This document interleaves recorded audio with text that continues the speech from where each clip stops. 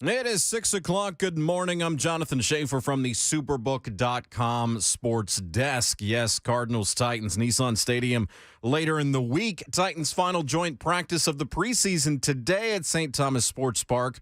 Practicing against those Cardinals, Lucas Panzica will join us at 9:20 with a live update this morning. Major League Baseball, Braves 6, Pirates 1. The Braves have won 13 of their last 15. Yankees defeated the Mets 4-2. The Braves now just 2 games out of first place in the NL East. Dodgers star right-hander and former Vandy standout Walker Buehler underwent Tommy John surgery for the second time in his career on Tuesday, officially ending his season, likely keeping him out for 2023 as well. For all your foundation repair and waterproofing needs, visit USSTN.com. Breaking news at once on your own for the Titans and the Vols. This is 104.5 The Zone.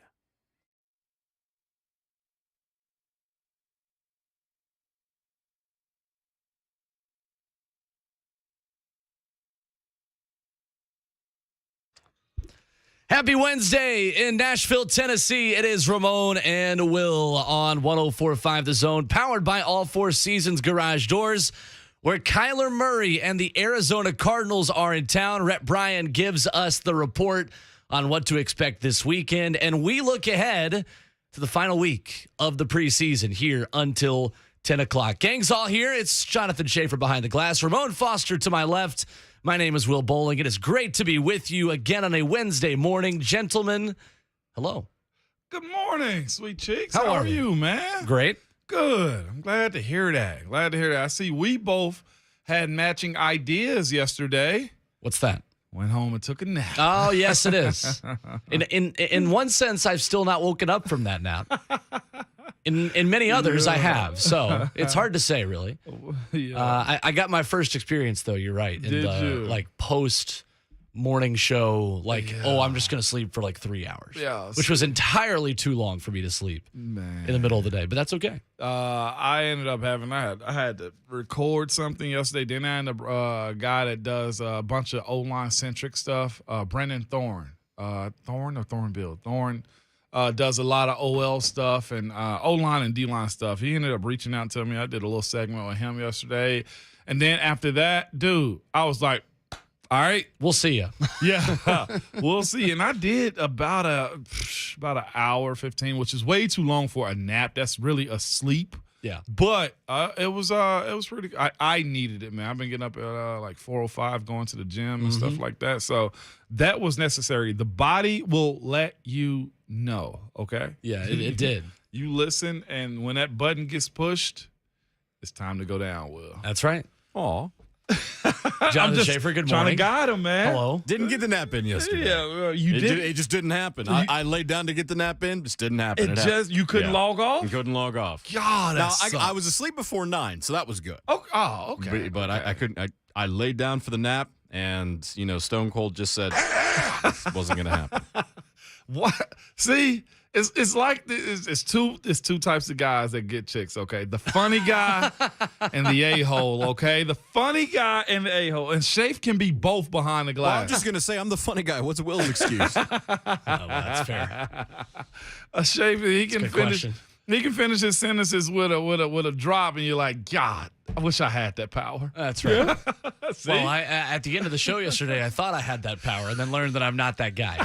If you were listening to the end of the show yesterday, I feel like we need to address this because it was the first thing. It's the last thing that's happened since we were in here talking into microphones.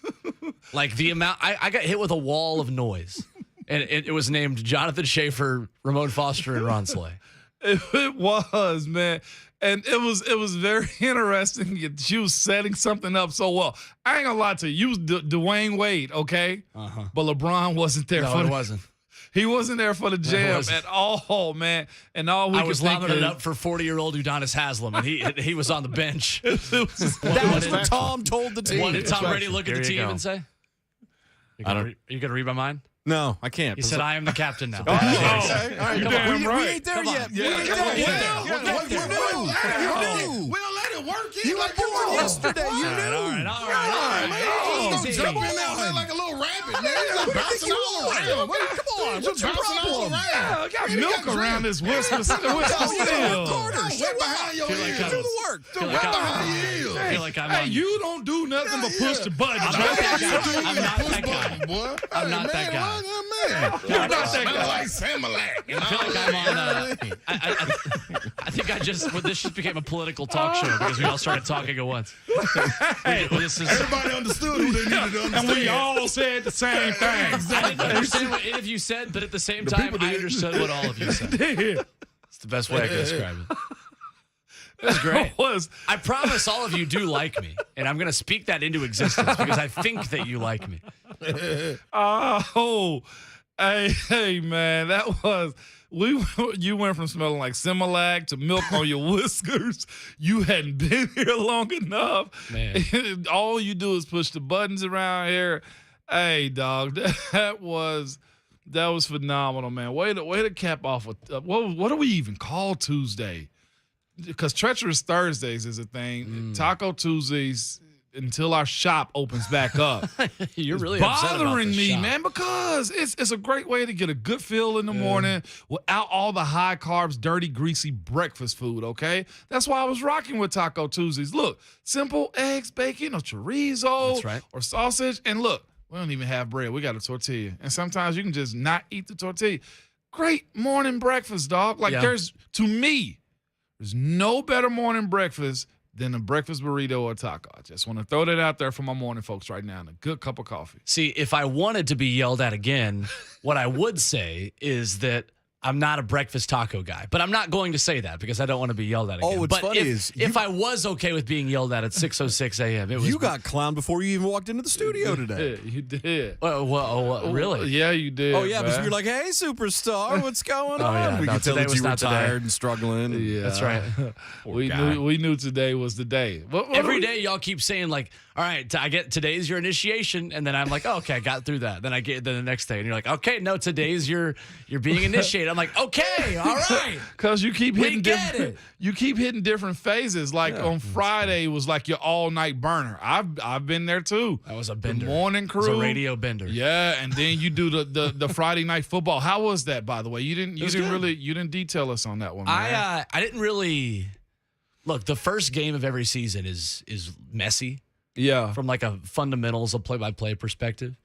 It was fine. Yeah. He was all right after the first quarter. Yeah, after Honestly. the first. Well, Honestly. you had that like 30-minute or hour delay. We had an hour lightning delay, and so you get out of the rhythm of like the mindset you got to go to like do football and not mess up simple words and phrases. Golly, yeah, I done it. I respect that a whole lot more after doing it a couple times with you guys last year, simply because the name recognition, spotting the players, and then they're high school kids. And this is the thing about it too.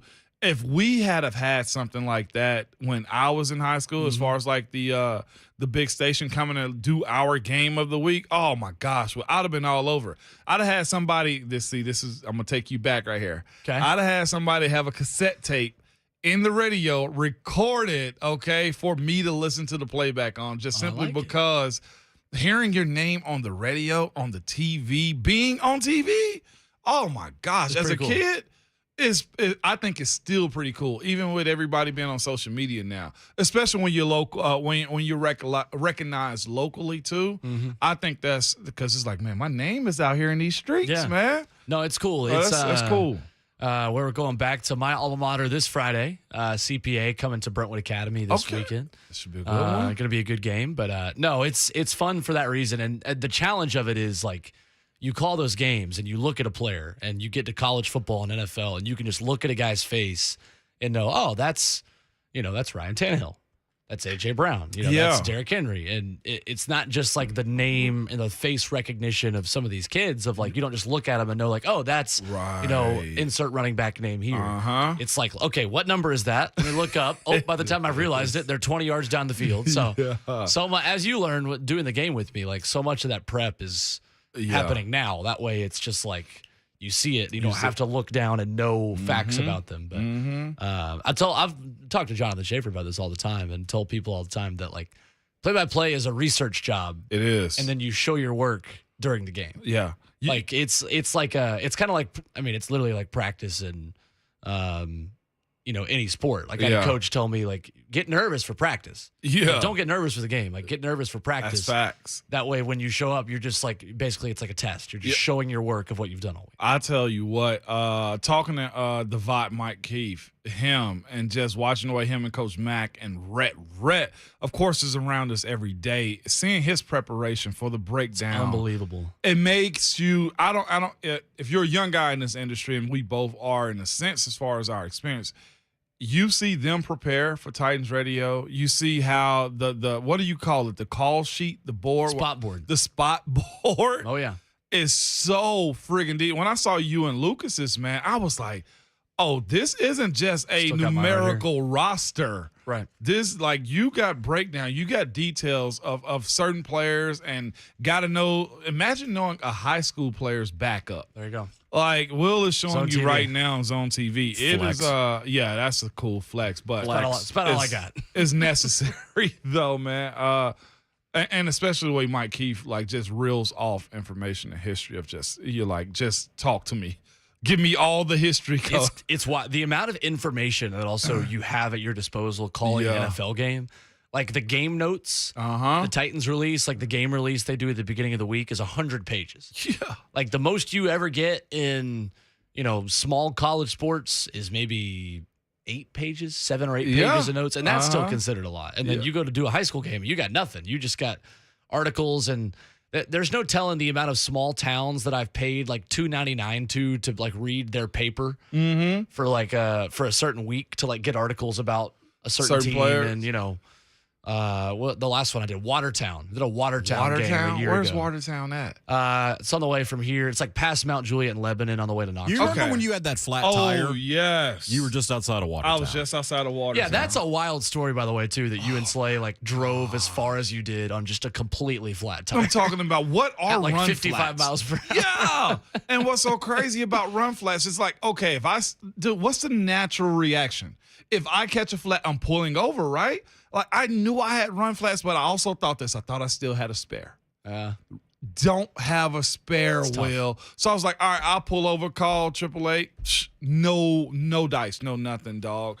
And I started, okay, well, screw it. We're going to ride on the tire. The run flat, I guess you just got to keep driving. But after a while, dude, the freaking car was just bouncing.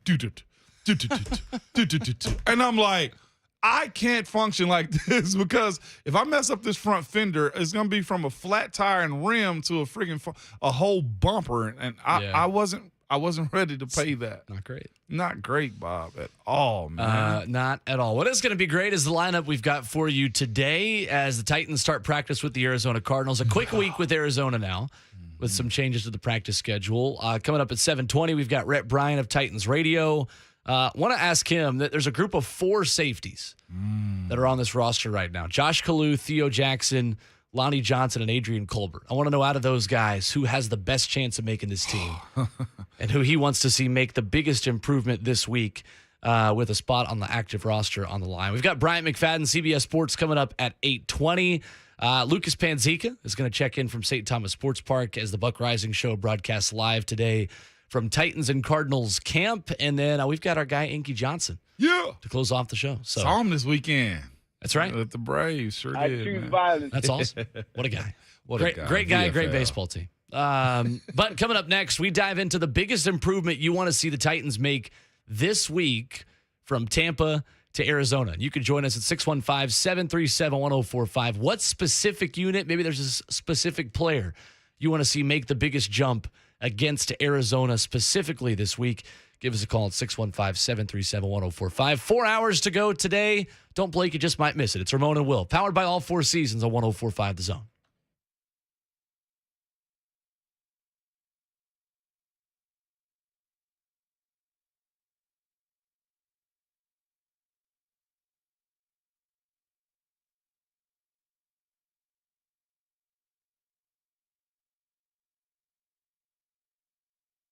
As leaders in disaster cleanup and restoration, the pros at Serapro are prepared for anything, like when that relief valve on your water heater fails, pouring gallons of water into your finished basement, or an electrical shortage in your office causes extensive smoke and water damage. yeah, that sucks. Or a musty odor indicates you might have a mold problem. You need a lot more than help sometimes clean up, and that's why ServPro is your one-stop shop when disaster strikes. Not only do they have the equipment and expertise to clean up damage from fire, water, or mold, but they also offer a variety of construction services, ranging from drywall patching and document drawing, all the way to complete structure rebuilds. ServPro is the call to bring your home or business back as good as new and as soon as possible. So call the official ServPro downtown Nashville operators at 800 ServPro to see how they can help you get back to like it never even happened. ServPro, cleaning, restoration, construction, and franchise are independently owned and operated.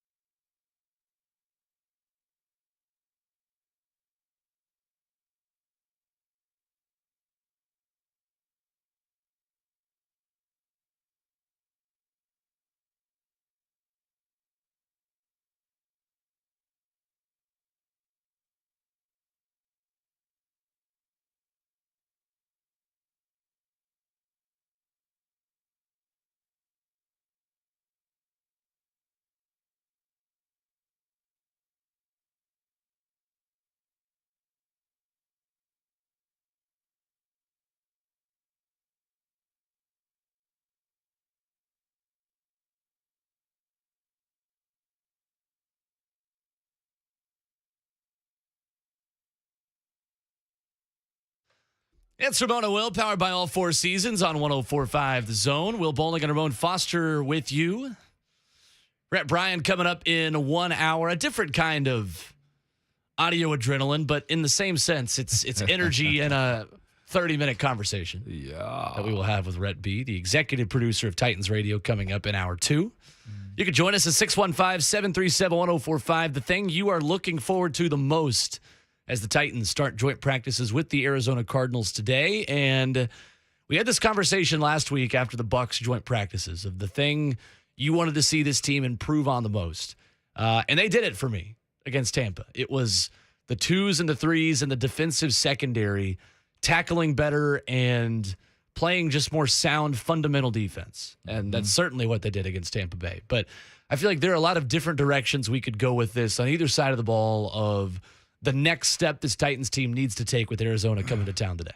I would probably say cohesion. It's got to get a little bit closer. This is a third preseason game, even for the young guys. Like, we're seeing what Malik is doing in the pocket. Like, fine. Like, find what works for him, works for you. You know, it's almost at a point to where you say to yourself, is the offense that's going to be run for Tannehill, although you like to keep the bones of it the same for everybody, will it be the same for Malik?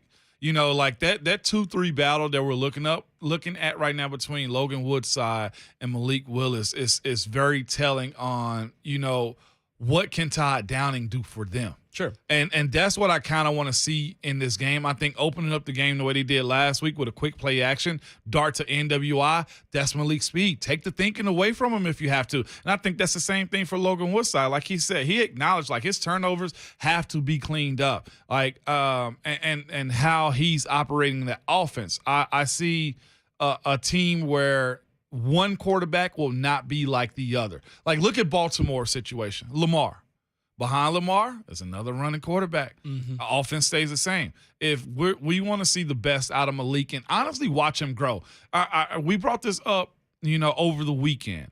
And I was, you know, really fighting back and forth with, okay, what do I want from Malik? What do we want to see out of him? Because that's the biggest focal point for the most part, besides the OL position, but as far as who's going to do what at middle linebacker and also who's cornerback too. Like, that's what we're looking at. But primarily because you never know how it's going to look with your quarterback. And we all know the quarterback is the number one position on almost every team except for the LA Rams, okay? Because there's a guy by the name of Aaron Donald out there. Right. But if there was ever something that happened to Tannehill throughout the season, again, if he's just having a bad day, it's like, you know what, let's set him down right now for a second. How will you be able to cater to the guys that's behind them? And how much do you trust them? How much do we trust you? And that's where I was just saying, as far as Malik goes, like we've been saying, stay in the pocket, throw the ball, let us see the wide receivers. Well, maybe that's a little bit on this up on the OC. Maybe we got to figure out, okay, well, O-line, when Malik come in a game, you got to hold a little bit longer. That was one thing that was taught to me earlier in my career. Blocking for Ben, whatever is long to you, keep going. And then after that, block some more. And I don't want to see Malik or Logan Woodside, honestly, with the second and third offensive line get hurt too. Sure. So as quick as he's bailing out of the pocket, that may be a bigger safety thing for Malik than anything else, because if you stand in the pocket and you're trying to do what the coaches are asking you to and you get smoked or then you get gun shy in the pocket, that's not going to make a good pro. Sure, that doesn't help you either. No, it doesn't help you. It's one thing to want to run the same system and keep things as consistent as you can for his long-term development, but at the end of the day, Malik Willis has to be as comfortable as possible within this offense. First. Yeah. And I think it's time to have that conversation of the Titans are expecting Malik Willis to adjust to the way they want their quarterbacks to play and adjust to the context of the way Ryan Tannehill plays. Yep.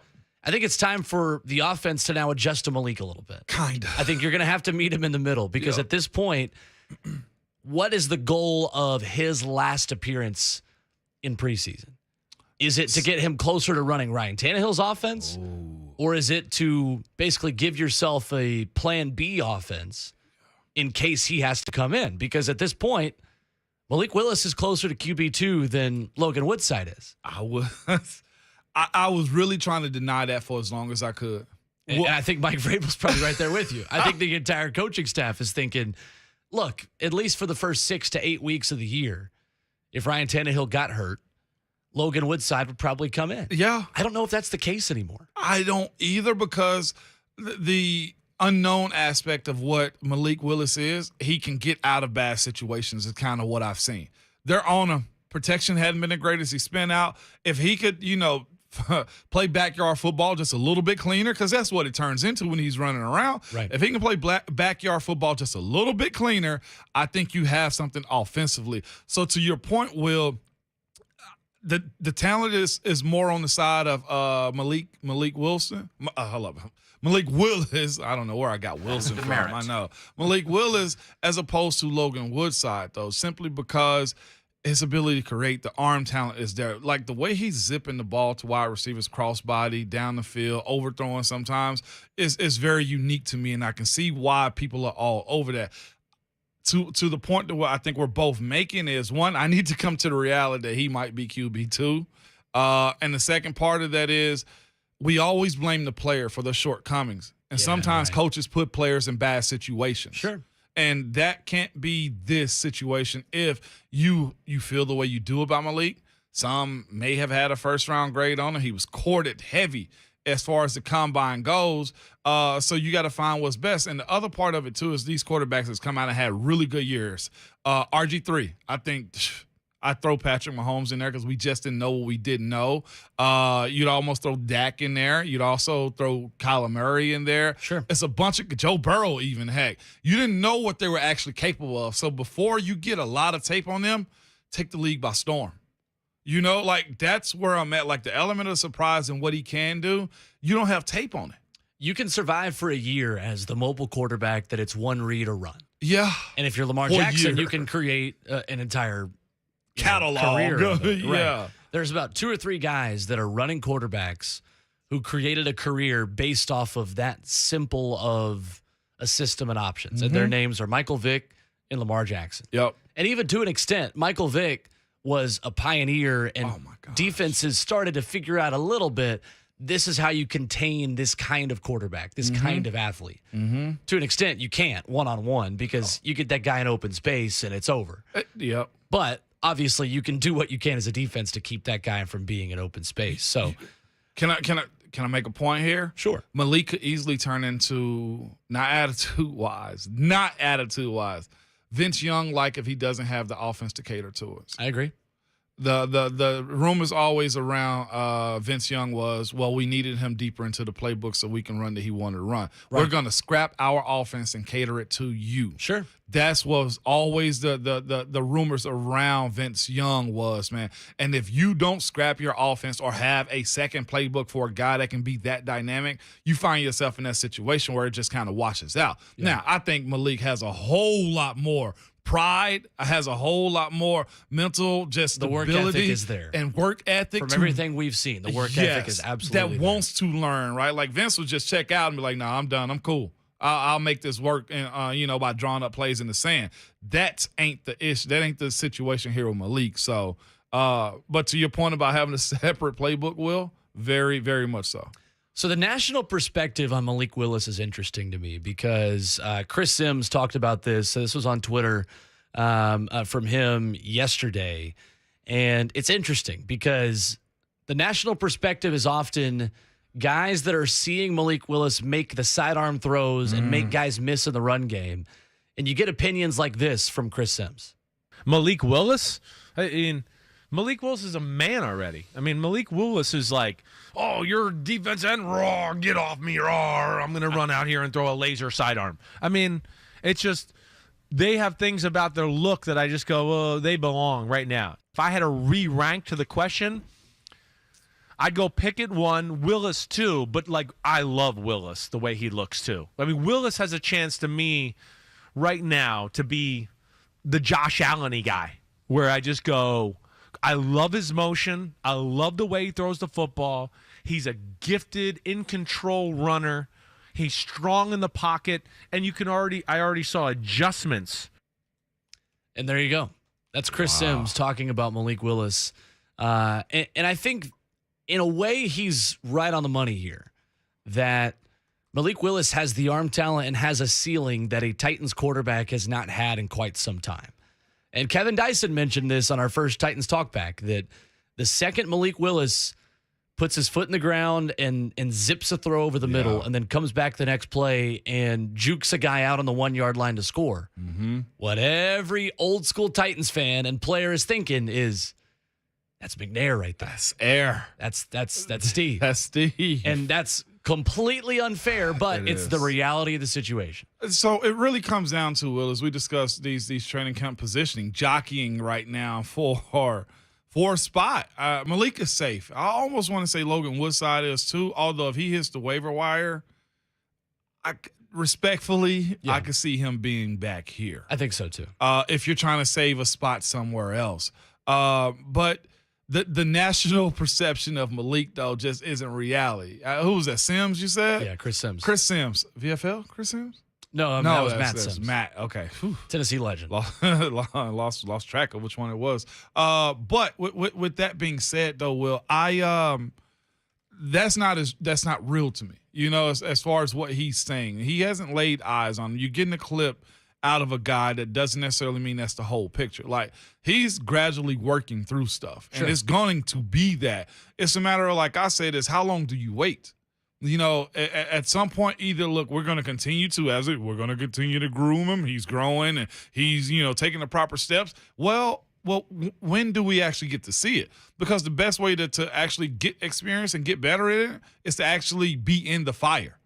Here we go. Are you willing to let go of Ryan Tannehill to allow that? Or are you willing to split reps? Who's this team's best option to win games this year and next year, Will? It's Ryan Tannehill's both answers. Both answers. Yeah. I think a lot of people saw this as, Mahomes and Josh Allen, like Chris Sims mentions there. It's closer to being Jordan Love and Aaron Rodgers than it is to Patrick Mahomes and Alex Smith. It's closer to being a 3 to 4 year project for me. Yep. Just to refine all of those tools and all those attributes that you're seeing. So contrast then the national perspective with what Mike Vrabel has to say about his rookie quarterback after the Tampa game.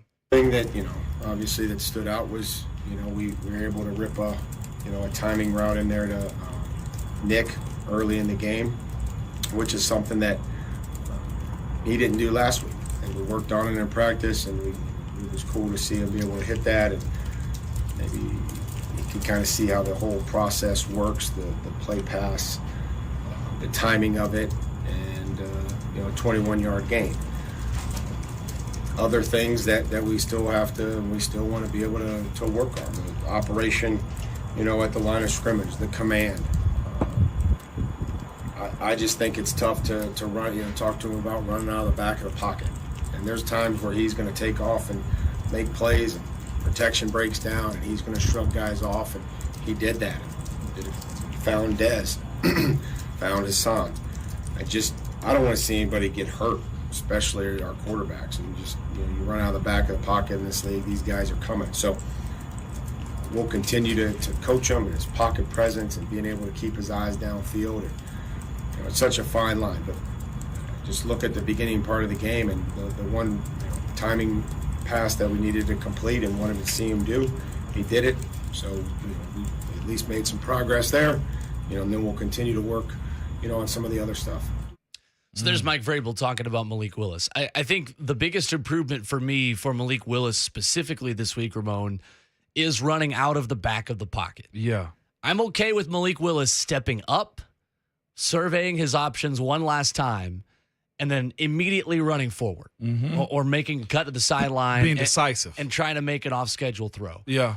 And to be fair to Malik, the off-schedule throws are based on chemistry with your wide receivers, and that comes with time, right? Yeah. That's something that, hey, when I scramble right, I want you to curve your route this way and get to the sidelines, and I'll hit you outside the numbers. It's that timing of, all right, where are you going, Malik, right? Yeah, yeah. There needs to be some consistency there that's not spinning around and running 5 yards backwards to get out of the pocket and then making a move.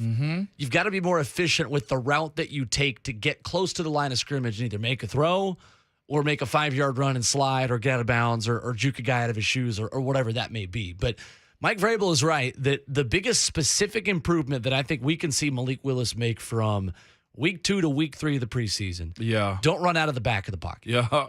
And he also, said this. Maybe there is more to a Malik Willis plan because he said the one thing we wanted to see him do. Like I'm hearing that. Like that's like Stanley said. It's you got to listen to the pauses of how he's talking. Sure. But he said the one thing we wanted to see him do was a timing throw, and he delivered on that. And is what he needed to see. And of course, he spoke about the arm talent and everything else. I'm just not ready for him yet. And if you are, Will, to your point, gonna say, hey, Malik, if this is how we're gonna play ball, then everybody around you has to practice at it. I'll be honest, being in AB sometimes, like it was a lot of them.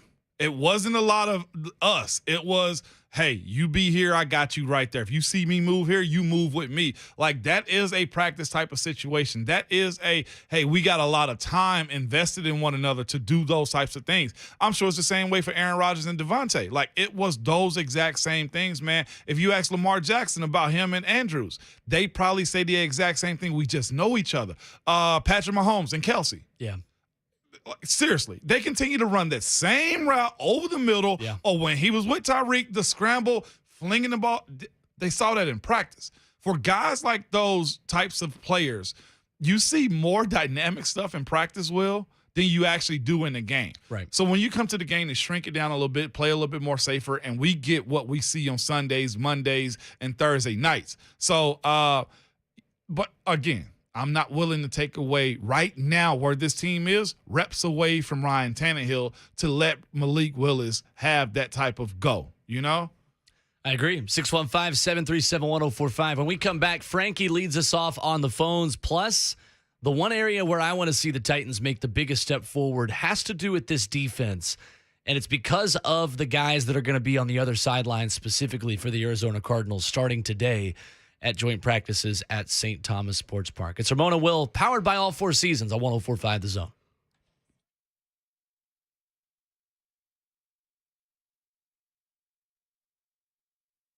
When it comes to large home repairs, no, I'm not talking about that 10,000 square foot house that Jonathan Schaefer has. I'm speaking about just big issues in your house, okay? A lot of the time we homeowners pretend we don't see the warning signs. We are afraid of what we're going to hear because why? It's probably a bill or something. This is especially true, though, with waterproofing and foundation repairs. It could be something big that needs to be fixed. It could be something small that will become bigger or nothing at all. In these moments, though, you want a peace of mind. That's when you need United Structural Systems. When USS, you got problem solvers, okay? Experts to educate you and help you understand what's happening with your home. USS will provide an honest diagnosis and stand by their work and warranties. USS is based right here in Middle Tennessee and is a member of our community. When it comes to something important as your home, USS is the company who cares and the company you can trust. USS, serving Middle Tennessee, Southern Kentucky, and Northern Alabama. Find them online at USSTN.com or call 615-227-2275. We guarantee our best. Call USS.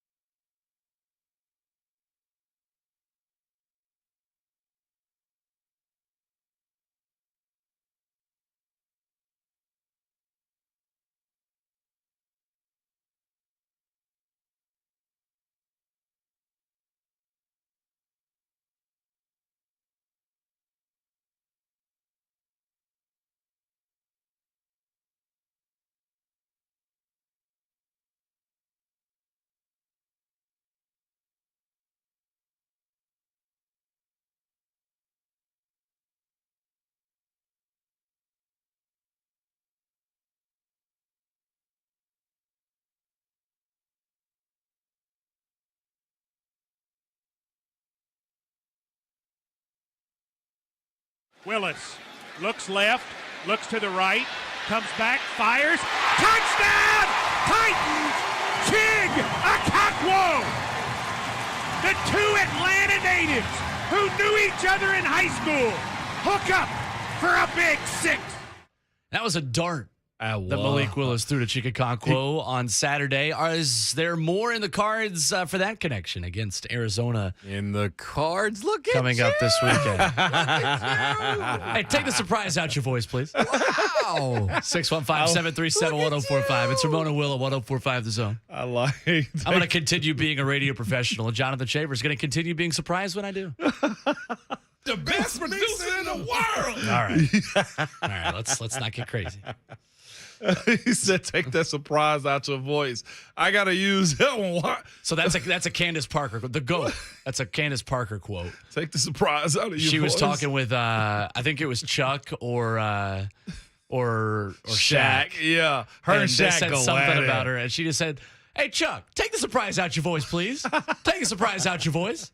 Love her. I love her so way. much. By the way, she is so self-aware. Oh yeah. She last night in the game, and my wife was watching it, and after the game, she was just like, they were asking her questions. She was like, "How you feeling?" Candace said, "Old." In basketball years, I feel old. And you know what? Savage brought it up to me a little bit, man. He said it was Shaq she was talking to. Savage brought it up to me. He was It's like, a great quote. Look at her, and you can see her defense ain't there. Offensively, she got it. Yeah, for and she's willing and dealing on the offensive side. Father Time gets you every single time. That's Will. right. Take the surprise out of your voice. 615-737-1045. We're talking Malik Willis this morning. Let's go to Frankie in Nashville. Wants to give his opinion on Malik Willis. What's going on, Frankie? What's Good up, morning. Frankie? Hey, good stuff, fellas. To me, the NFL quarterback is one in the pocket. I mean, you have a body of work and the history books from Tom Brady all the way up to look at Stafford coming in.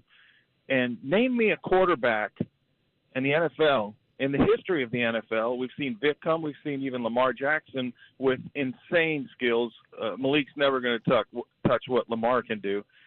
The NFL quarterback position is one in the pocket. Now, if you can extend the pocket to make plays behind the line of scrimmage, that we've seen that a few times with Patrick being able to do it once in the Super Bowl.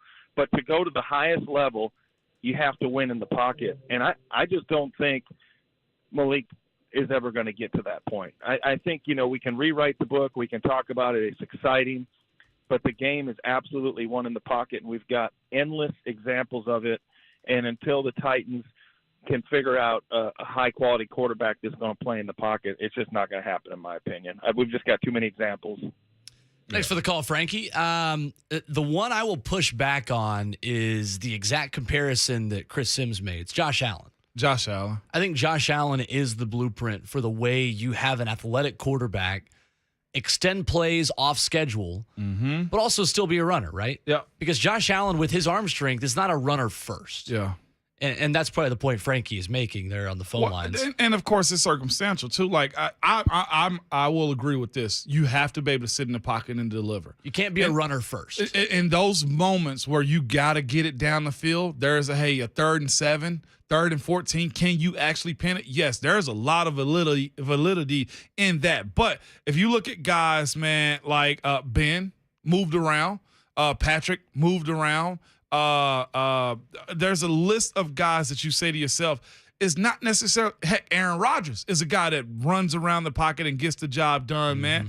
And you just got to say to yourself, like, it's not necessarily you can't run the ball. It is the idea that, look, it's an asset to your game if it's used properly. That, to me, is, I think, the better statement to be made when it comes down to, all right, runners can't win the Super Bowl. Yes, they can, and I've seen it done before, too. I'm telling you, the way Aaron Rodgers ripped us apart, I was like, yeah, there's nothing we can do Well, right to now. Ramon's point, and what we've seen so far from Malik, and Coach Vrabel has mentioned this, Coach Max mentioned this on Steve Titans Young, Radio, too. is that right now what you're seeing is the off-schedule plays. Yes, you're seeing him shrug off defenders, would-be sacks. Yeah. But a lot of these are off-schedule plays, which are massively important over the flow of a game. What you want to see from Malik moving forward is the fundamentals, the essentials of getting the job done as a starting quarterback in this league. And he's not there yet. And it's going to take some time, and I think it's going to take at least a year for him to get there. We're all tantalized by the flashes, by the raw talent that we've seen there. And there's enough that we've seen that you have the very moldable clay to work with. That is Malik Willis. But at the same time, it's like, all right, let's be excited. But deep breaths. I don't think I've seen so many people that support this kid, though. Nationally and locally, it's like, no, this could be our guy. It's been a while since we've had that here. Dang. I mean, for Marcus Mariota, a lot of people jumped off that ship in year 2. Yeah. Year 3. I mean, Marcus Mariota was supposed to be that guy. Well, which is what I've said before many times on this station, is that we have to be careful how high we're putting these people on pedestals before they're out there and they're able to perform and see what they can do. What changed that? What do you mean? As far as us putting these young quarterbacks on a pedestal? When you get more years, from the local perspective, you get more and more years of the quarterback play being good, not great. Okay. It further multiplies the hunger for somebody to be a transcendent talent at this position. I can respect that. And you've only really had that once here in Nashville, and it was Steve. It was Steve. Well, here's the problem is that you have a fan base, and Will can attest to this, that is very snake-bitten and gun-shy because they thought they had that in VY. That's right. And they thought they had that in Marcus. And Jake Locker. No, not so much in Locker. Locker never really had that belief. But okay. There but was a top some talent 10 there, pick, but though? Or top 11? You could tell pretty quickly that. You could. So, and the element of this, and we can kind of expand on this more after the break, but the element of being a little bit of a gamer, right? Vince Young had the walk-off touchdown in Houston in overtime, running into the end zone and pointing up to the crowd in his home stadium, basically, in what was Reliant Stadium. So obviously, Steve was the gamer at the quarterback position, and the way that he played and grinded out injuries and made himself available and endeared himself to this fan base by doing that and playing hurt and carrying the team on his back at times. That's the Titans DNA. That's what created the culture of what it means to be a Tennessee Titan, because Steve, Eddie, Javon Curse, that entire group, Blaine Bishop. I mean, like guys like that who grinded out wins and grinded out results. Yeah. You get that same kind of feel when you see Malik Willis putting his shoulder down at the 1-yard line in a preseason game to try to run through somebody and score a touchdown. That's the element of Titans fans are looking at the Leonardo DiCaprio meme of like, wait, there he is. I remember that. I know what that's like. Yeah. And that's why people are ready to protect this guy and give him the time and the reasoning to kind of take that next step. 615-737-1045. We got to go to break. We do. When we come back, I mentioned Josh Allen, the rushing numbers for him, and the comparison Chris Sims wants to make to Josh Allen. I think people don't realize how much of a runner that guy is. So I want to look at that. I also want to look at the one area where I think the Titans need to make the biggest step. And for me, it comes on the defensive side of the football. We'll do that to start hour 2. Rhett Bryan coming up at 7:20. Lots more to come as we talk Titans and Cardinals joint practices right here on Ramon and Will.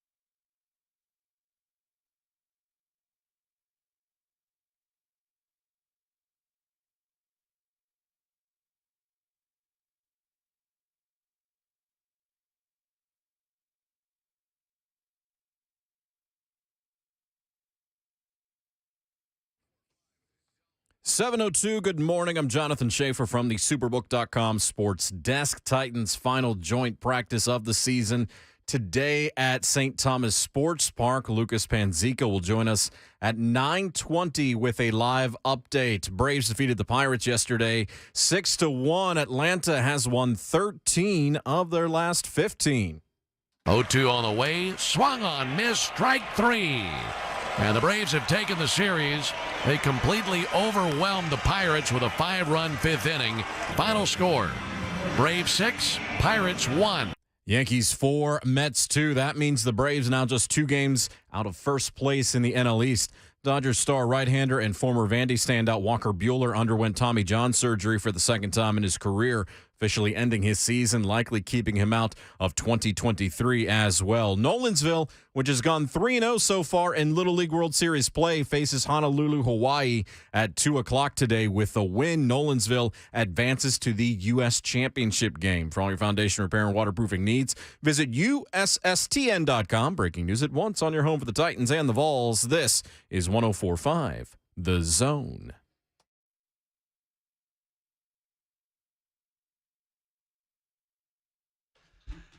Hour number 2 on this Wednesday edition of Ramon and Will, powered by all 4 seasons on 104.5 The Zone. And the man himself, Rhett Bryan, coming up in 15 minutes. What's the biggest thing you need to see the Titans improve on against the Arizona Cardinals? A lot of Malik Willis in hour 1.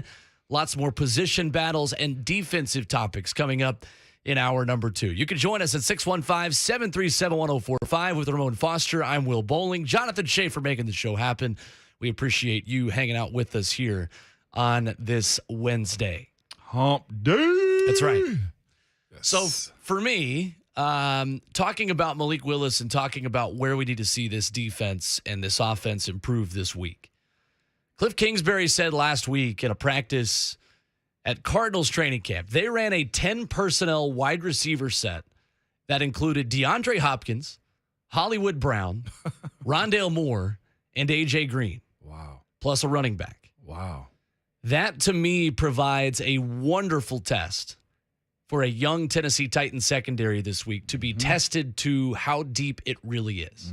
Because as we continue to discuss the options that the Titans have at the cornerback position, the 4 safeties that are in a battle to make this team behind Amani Hooker and Kevin Byard, it's going to be trial by fire this week against a lot of really good wide receivers. And I didn't even mention Andy Isabella, some of the other guys that they have on this offense to play not only with Kyler Murray, but Trace McSorley, Jarrett Garantano, who the Titans are going to see this week. So I think this is particularly a really good challenge for a Titans defense that was only seeing backup quarterbacks and backup wide receivers a week ago.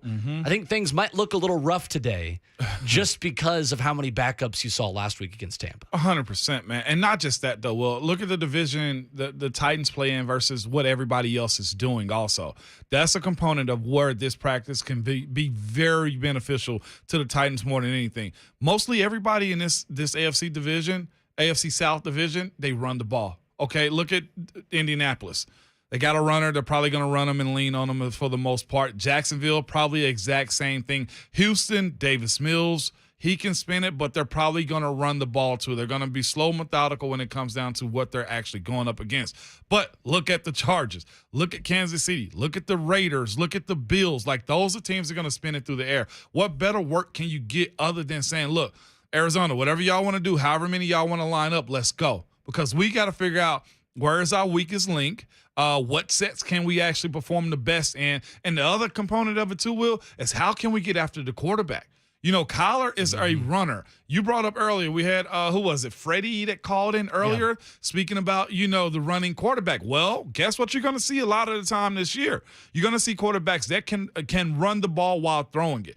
Josh Allen, you brought him up a second ago. That was a point that you teased at the end of the hour. It's like, you speak about Josh Allen throwing the ball, but how many yards has he had, Will? So the arm talent and the poise in the pocket that Josh Allen has overshadows how much that guy really runs. Yeah. He's had triple-digit carries in each of the last 3 seasons going back to 2019. He doesn't play running back? He had 763 rushing yards. He basically does because they don't really have a running back. Well, yeah, that's been their issue. Yeah. In 17 games last year, averages 6.3 yards per carry, 44 rushing yards per game. So I don't think people realize how much you can still really run and be an elite quarterback in this league the way that it's structured right now.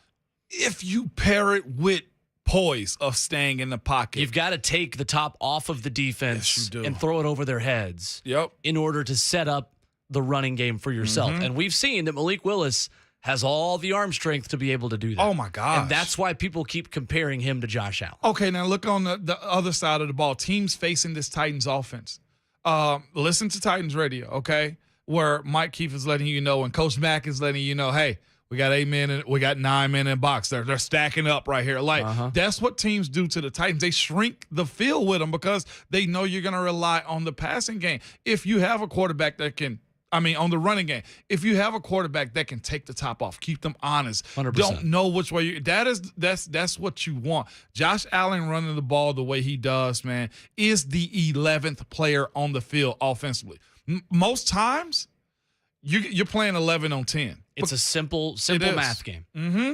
And that's where the strength of having a guy that can sit in the pocket, spin it downfield, but can also bail you out in that 3rd and 3. Tell you what, it's why Ryan Tannehill has more rushing touchdowns than Lamar Jackson since he came to the Tennessee Titans. Get out. It's a true story.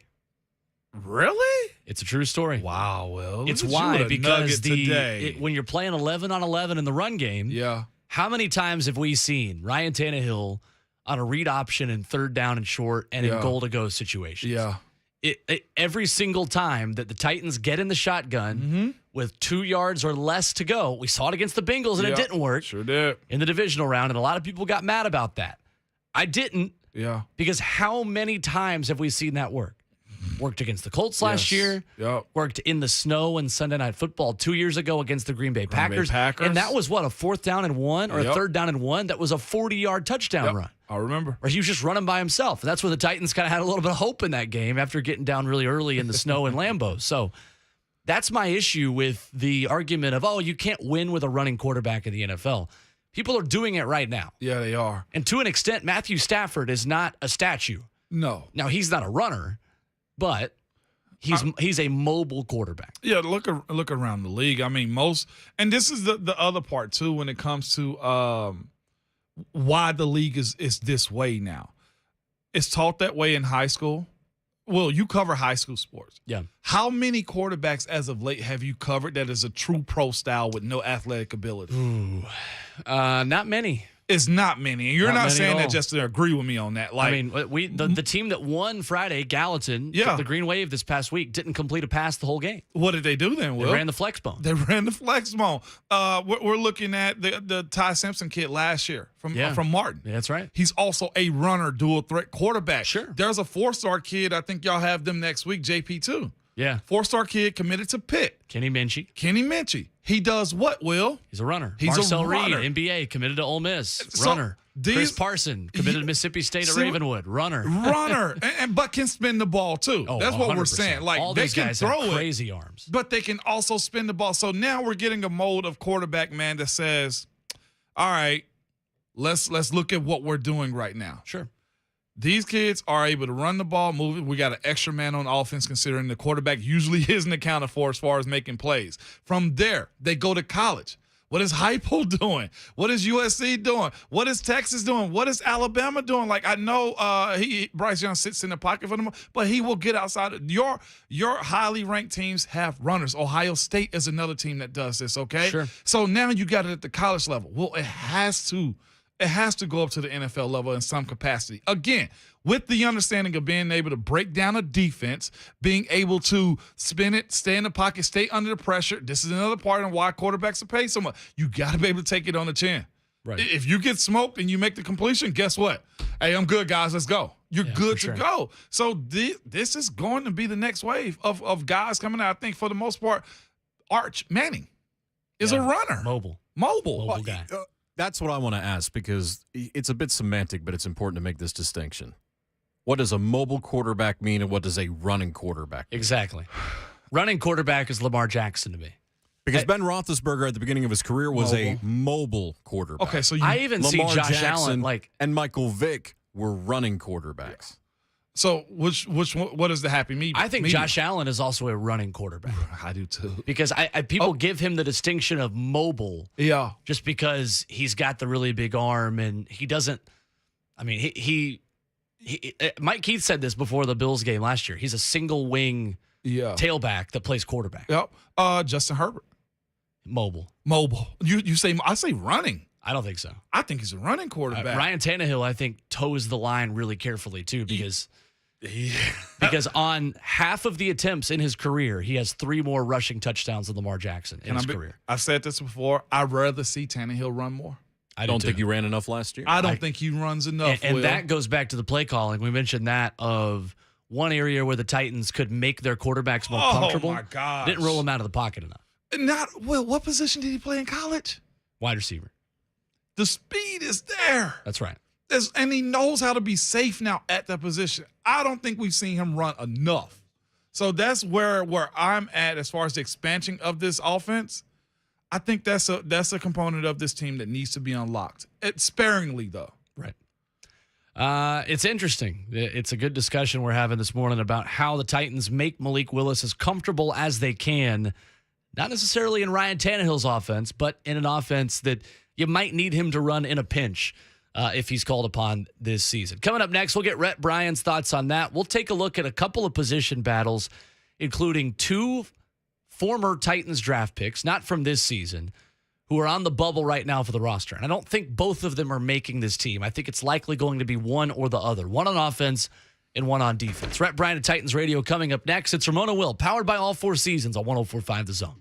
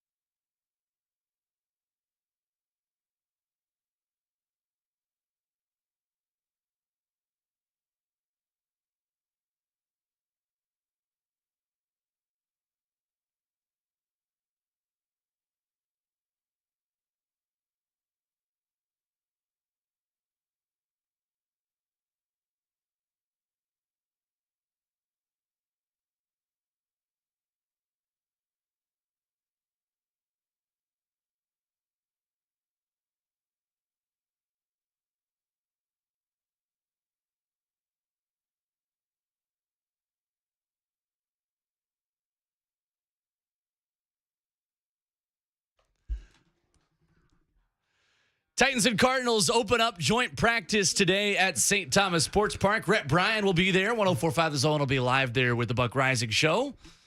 It's Ramona Will on 104.5 The Zone, powered by All Four Seasons. Will Bowling, Ramon Foster, joined now by Rhett Bryan here in studio. Good morning, Rhett B. Good morning, Rhett. Good morning, gentlemen. Here we go. It's the last joint practice, and I think it's the last day that Buck Show is going to be out there because camp's about over. It is. We have one more practice tomorrow, and then, yes, Buck is tickled at that. It's hard to believe camp is done, basically. Yeah, it is. I mean, wow.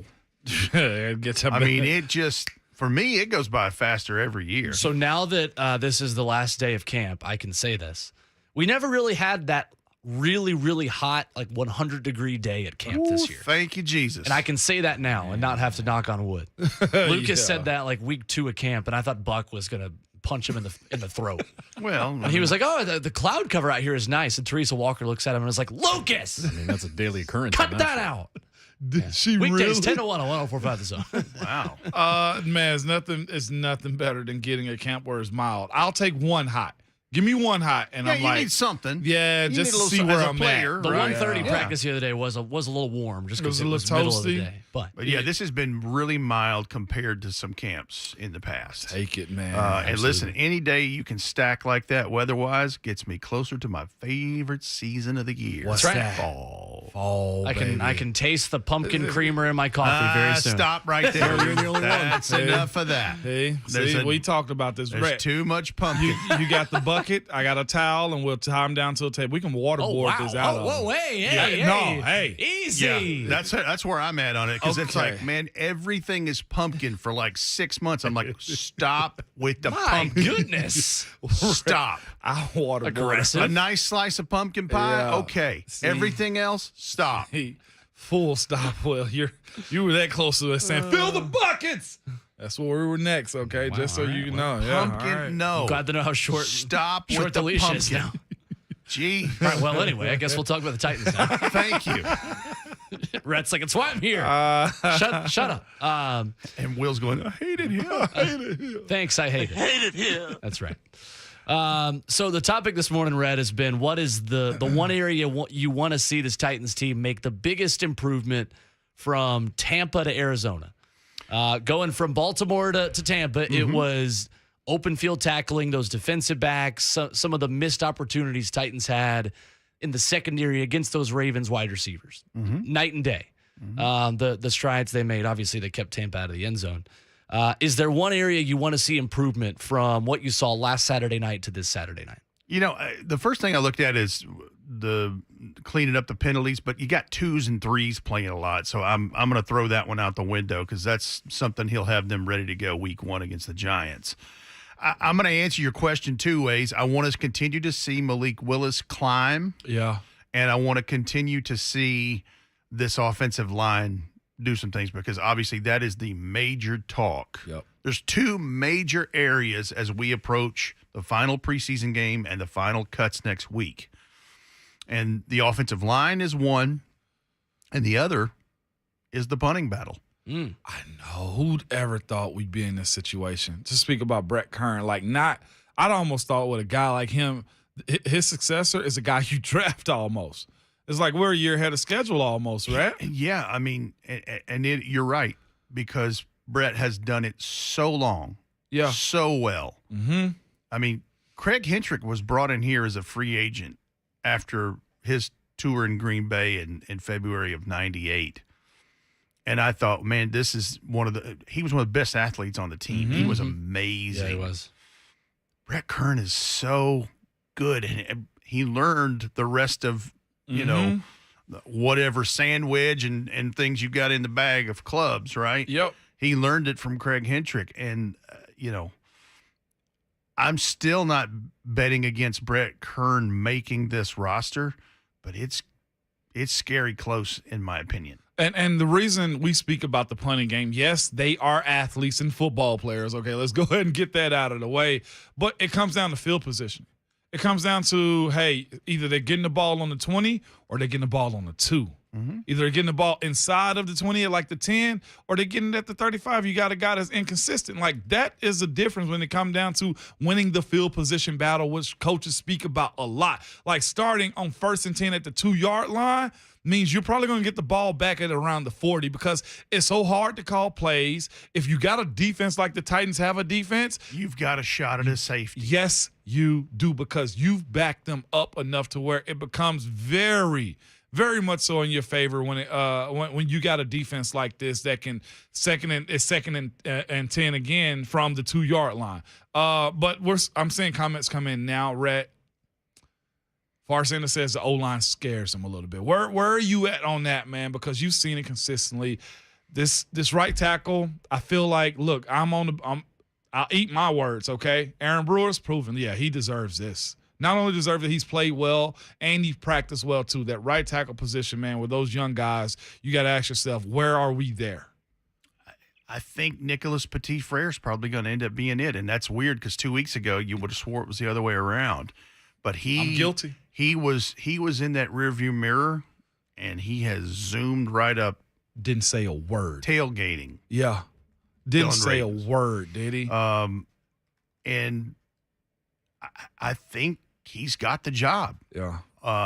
Now, with that being said, people are like, oh, God, they're going to start a rookie at right tackle. Look, it happens. It happens. Now, they've got the Jeff Swains of the world and those to help him. Yep.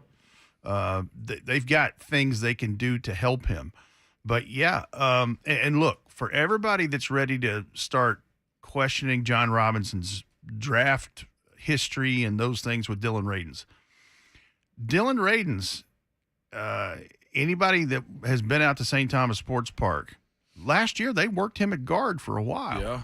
So, they work guys all over the place to see what's what. Mm-hmm. And, it's like, well, that's a second-round pick. And I get that. That's right. But show me a general manager that's hit on every pick every year. There isn't one. Mm-hmm. Spot that one. Mm-hmm. Can't find it. No. So, Dylan Radins has a place on this line. Yeah. Is it left guard? Is he a swing guy? What is it? Yeah.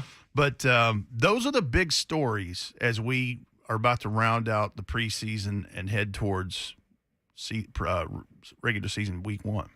I think it's important for Titans fans to remember that the versatility of Dylan Radins was part of the evaluation process. Yeah. That the evaluation of him as an NFL player and as a second-round pick isn't complete until you've seen him get a chance at both of those positions, right?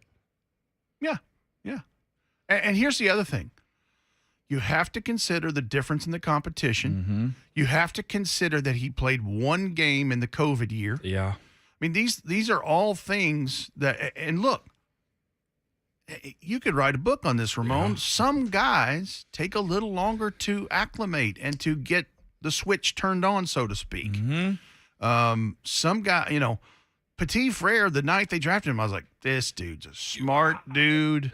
This dude, I mean, he's played left and right tackle. He played big boy football in the Big Ten. So, when you think of it that way, it's like, okay, well, it's not a huge surprise that NPF, is being mentioned as right tackle. But, you just have to kind of take all these things in account there and look at it from that way. So this is, again, I'm referencing Titans Radio when we did the draft broadcast the second You got night your at the draft book stadium. over there? I got my draft book. Right. Look at this, Stay man. ready, man. Prep. And this is where we were with NPF. I couldn't understand how to say his name at the time, but I know it now, right? Nicholas Petit-Frere. Again, Ohio State redshirt junior, which means he could have stayed in college again this next year and would have probably been a first-round draft pick if that was the case too, okay? In a world where tackles are valued like they are. Yeah. Very highly valuable, man. And I put in, we didn't see this until like the second week of camp. Plays left and right tackle. We saw both of those in the game. That's a check mark of mine on which I scout him. This is not a brag, okay? And I put there's value there. At first, we were looking at him initially as a swing guy, right? It was like Dylan Radins probably, does his thing. He could be a swing guy. Now he looks like he is the guy because he could play left tackle and he played right tackle well in the game, man. I says plays bigger than 6'5". that's been something I've noticed too. His arms are friggin' long. When you see him reach out, he plays like a guy that looks like big guys sometimes shrink. They slouch a little bit. Everybody else is 5'10". Let me be small like them. I don't want to be the oddball. No, not him. He utilizes his height, man. Really long arm, played big ball at Ohio State, and I think there's value there, Rhett. I'm not saying you got to go big D1 to make it, but if you're going to be a guy that plays there, you better play big-time ball at that position. Is not knocking it because there are some gems out there, and I think Dylan Radunz can be one of those, man. I said really good at keeping his head out of his set, which he does. He has a little bit of lean. I said Outland. I looked up Outland Trophy finalist, which means one of the best linemen in the nation. Size to move guys, which he's done. Has to get better at inside protection, which I hadn't really seen him get beat more inside. I've seen him kind of lean, feet kind of move, side to side.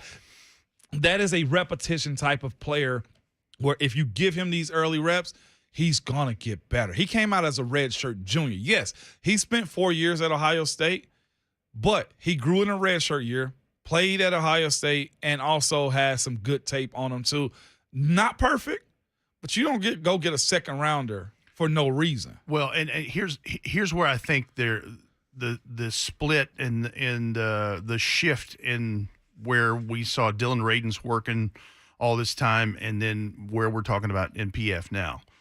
The run blocking skills are similar.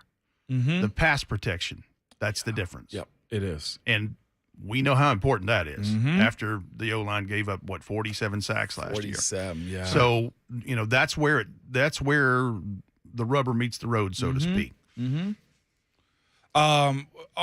that, though, I've always kind of said about this O-line because people are more interested in this. It ain't just me wanting to talk about the OL because I can do that all day, okay? Yeah, you could. But people are very interested in this because they know you got Derek, you got Tannehill, you got weapons at wide receiver and tight end also. Most times I tell cats, when it comes down to the OL, and you guys can probably attest to this too, it's about 3 years to where you find out, okay, yeah, we can play. I think Dylan Radunz is going to be given that grace and opportunity to kind of develop a little bit more because I'm not knocking the D1 AA at all. No. But there is a level of, hey, I got to get acclimated. Last year was a whirlwind for him. Yep. He was spinning. This year was a reality check, and I think a pride check if he does lose this position. You got to look, there's an undersized guy at guard. We call him undersized. He's not undersized. You got Aaron Brewer at guard. He didn't get that one. He got the first stab at right tackle. And if he gets passed up by this right tackle, by this rookie, essentially the same year as you, that's when the pride kicks in. That's when it's like, all right, I was doing the job. Now I'm taking it more personal. Me personally, when I didn't win it my second year, I was beyond ticked off. Take the chip, use it as fuel. I ain't ever removed it. I used to make up stuff to be like, I feel them on my heels. You sound like Blaine Bishop now. Blaine saying that too, yeah. Blaine said he would make stuff up from the guy across from him. Like, yeah, you said something about my mom. He couldn't even sniff what I was doing, okay? Yeah, that's right. But let me tell you, like, the focus of just every player in this league had Kevin Byard had his when Deion snuffed him. Who is Kevin Byard? That was everybody in this league. And probably almost every other league has that, what I like to call that aha moment. Like, oh, this is a little bit more serious than I thought. Yeah. And you know it, but that moment you have. Mine was when I didn't get that spot. And I was like, oh, so there's another level. I'm hoping that's where Radunz goes to next. Let me say this, too, that goes perfectly along with what you're saying. Dylan Radunz has had a year in an NFL program, in an NFL weight room, nutrition, the whole deal. And not only that, but you can see he's made steps. I mean, when you saw him when training camp first, I noticed it back in OTAs. No hesitation. Nope. Knew what he needed to do, knew where to line up. The rest is just, kind of getting. And to your point, Vrabel don't sign off on none of that stuff if it's not true. Because he championed this summer work, right? He's not going to pat you on your back. He's not that tight. So the rest is fundamentals and technique. Yep. Because he knows what to do. So that's the thing that's going to show where he moves from here, regardless of what he does or does not get in terms of a spot starting. It's interesting. And I think there are a couple more battles that are really interesting to me right now, thinking of two former draft picks, one on offense and one on defense. Des Fitzpatrick on offense, Laurel Murchison on the defensive side of the ball. Is this Titans team more likely to keep that extra wide receiver and sacrifice a piece on the defensive side of the ball? Or are the Titans more likely to reward perhaps its deepest position group right now at defensive line and keep an extra guy like Murchison in that unit? Or are both those guys safe right now? I mean, I can see a scenario with neither one of them are safe. Right. I mean, now Dez, let me say this. They had kind of a walkthrough practice Monday. He had a nice practice Monday. Red zone stuff especially. Yeah. He knows it. He can hear the bells ringing, right? But there seems to be, and of course I'm very hesitant to say this because usually the injury bug starts coming, but there seems to be a wealth of riches on the D-line. Good. I mean, that's there's a lot of talent there. So, numbers, it's just sheer numbers and what they decide to keep. I mean, honestly, that's what it boils down to. And then I heard you talking about your safeties too. Right. Yeah. They picked up Adrian Colbert. They traded for Tyree Gillespie. They drafted Theo Jackson. And then they picked up Lonnie Johnson Jr. off the waiver wire. And, of those four, and all I'm saying is what I believe they keep is based on what they've invested. And I think Theo Jackson is one of those. And I think Tyree Gillespie is the other because they traded for him because it was even if it is late round pick. Sure. Now, I say that, and he might keep the opposite too. Who knows?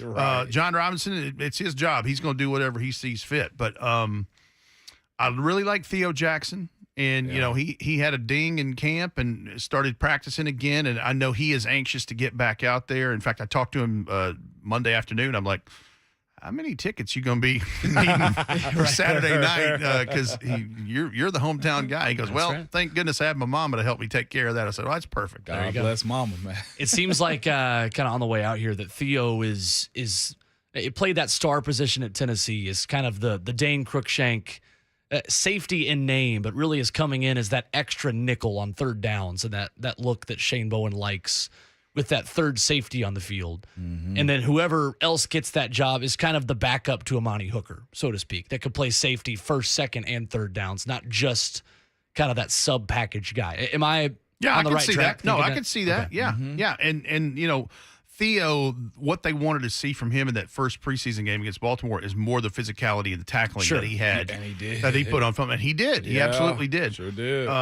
So, I would expect they want a little more of that and, evaluate from there. But this is a really crazy time of the year. I can't imagine what these guys are going through knowing that cuts are looming. It's so. And, so many hopes and dreams and hard work, hours and hours and hours of sweat equity invested.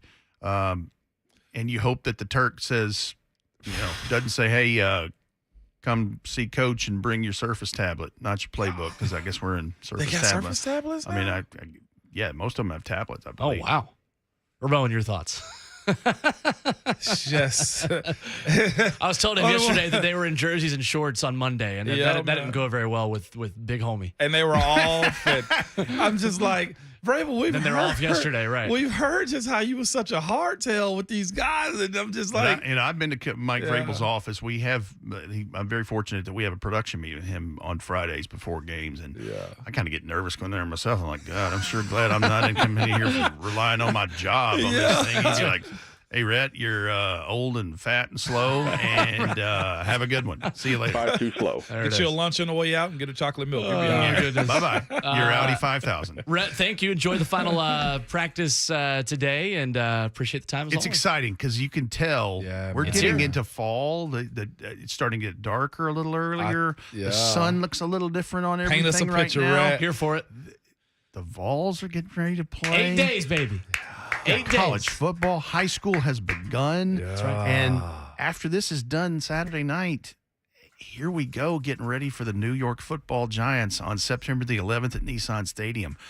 This is, without question, my favorite time of the year. It's here. And not just a kickoff. I'm ready to I'll go even now. let you have your pumpkin latte. That's fine. Thank you for allowing Have that. all that you want. That's not really my game. Yeah. But you know what? All I need is thudding up, man. That's it. Guys popping pads and making things happen and seeing what the scoreboard says at the end of triple zeros. Afternoon game at that. Not even 12. We got a semi. I can't wait to just be prime-time cold game. at a football game.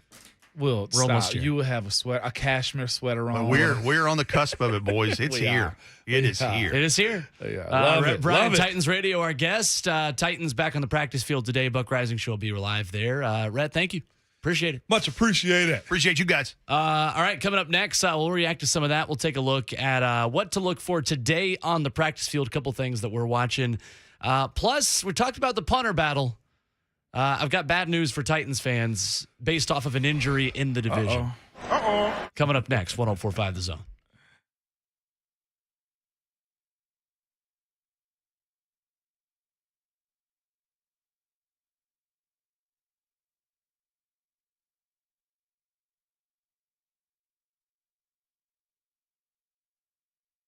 There's one thing that really makes Genesis Diamonds stand out from any other jewelry store, and it's the education you get. Yes, you're going to learn a few things, okay? And that's because there are not just clerks behind the counter, okay? They are seasoned pros, kind of like Rhett Bryan and Titans Radio, okay? They know everything there is to know about diamonds, and they will teach you in a way that is transparent, informative, and useful. They'll even teach you how to buy like a dealer, and trust me, there are tricks of the trade that can be learned. This is done in a relaxed, no pressure, and no expectation type of atmosphere. They know that most guys don't know much about diamonds, so they're just committed to teaching you, not selling you.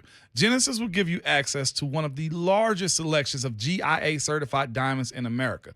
They will let you see 10, 15, 20 diamonds in your price range side by side so you can make an intelligent decision. They will work with your budget, and they will respect your budget, okay? They will not take your pockets like that. If you're diamond shopping, this is the place to go to. The education you want, the selection you need, the price you deserve. Zero risk, zero pressure. Genesis Diamonds, located in Green Hills and in Cool Springs.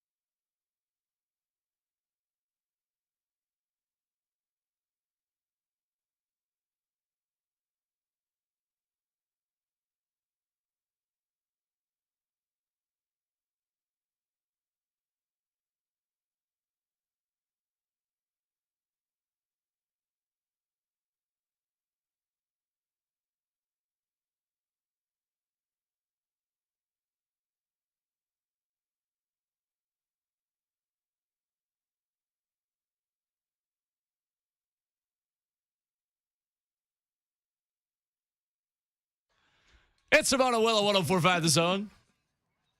I love this song so much. I never heard of it. Ramon Foster, Will Bowling with you. Jonathan Schaefer spinning the music. You ever heard of this? No, I've never heard. You ever heard of No, black The people don't Distance by listen to Cake? Cake. No. Black people don't listen to Cake. No, absolutely not. He's I going the distance. Oh, it's so good. That's Never because heard it's a that. college song and you graduated like a week ago. 16-year-old me was like thinking I was legit, getting ready to run a race and track. Listening to this in my warm-up, like, I'm going the distance. Like, you're not that tough, buddy. 16-year-old Will. Let's take a deep breath. buddy. Music will take you there, though. It does. Music will have I feel you like you're in a thinking, movie. Like, there's 8 people in the crowd, and I'm about to just run a mile. Like, it's really not that deep. 615-737-1045. Jason has been waiting patiently to talk with us Thank you, Jason. about our conversation about mobile quarterbacks, Malik Willis. What's going on, Jason? What's Good morning. up, Jay? Hey, man, thanks for taking my call. Yes, sir. Go Vols. I got to go and put that out there. Go We need to Vols. hype it up this morning. What Ron Slay say, this car ain't got no roof. That's baby. right. I love it, Jay. Man, I'm hyped this morning. Hey, listen, I was thinking about the mobile quarterback situation because I'm a Niners fan, and I'm excited about Trey Lance this year. Yeah, and you know, because I went through this phase with Kaepernick where I was like, man, I love this running thing, but then I was always scared that when he takes off running, especially when you're predictable, it's just going to be that one time you're going to get hit. And, you know, then I was happy we got Jimmy. I said, well, maybe we need to go back to just a pocket quarterback. But then there was times in Kyle Shanahan's offense where you got to be a threat. Mm-hmm. You know, you got to be able to run. So I think, when I heard y'all talking about that, you got to really be able to do both of this in these leagues. Mm-hmm. I mean, in this NFL today, because if you're not, you're going to become one-dimensional. And I just think that style of quarterback of just sitting in the pocket or just running, period, you can't do that because they're going to eventually figure you out, and then it's just going to – plus, one more point I wanted to make.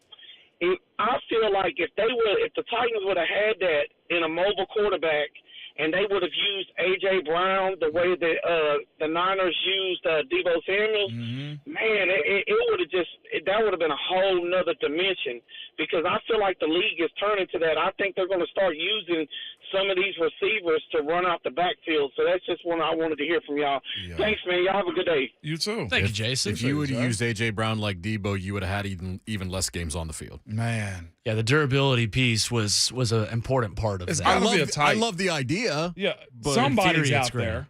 Well, do you go looking for that guy? Treylon Burks, I think they hope is that guy.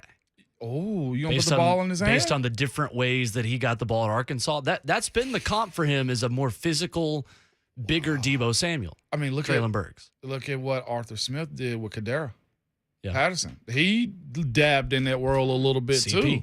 Go Vols. As a matter of fact, Jason said that a second ago. I'm a VAA. I'm one of those that thinks the Vols are all right.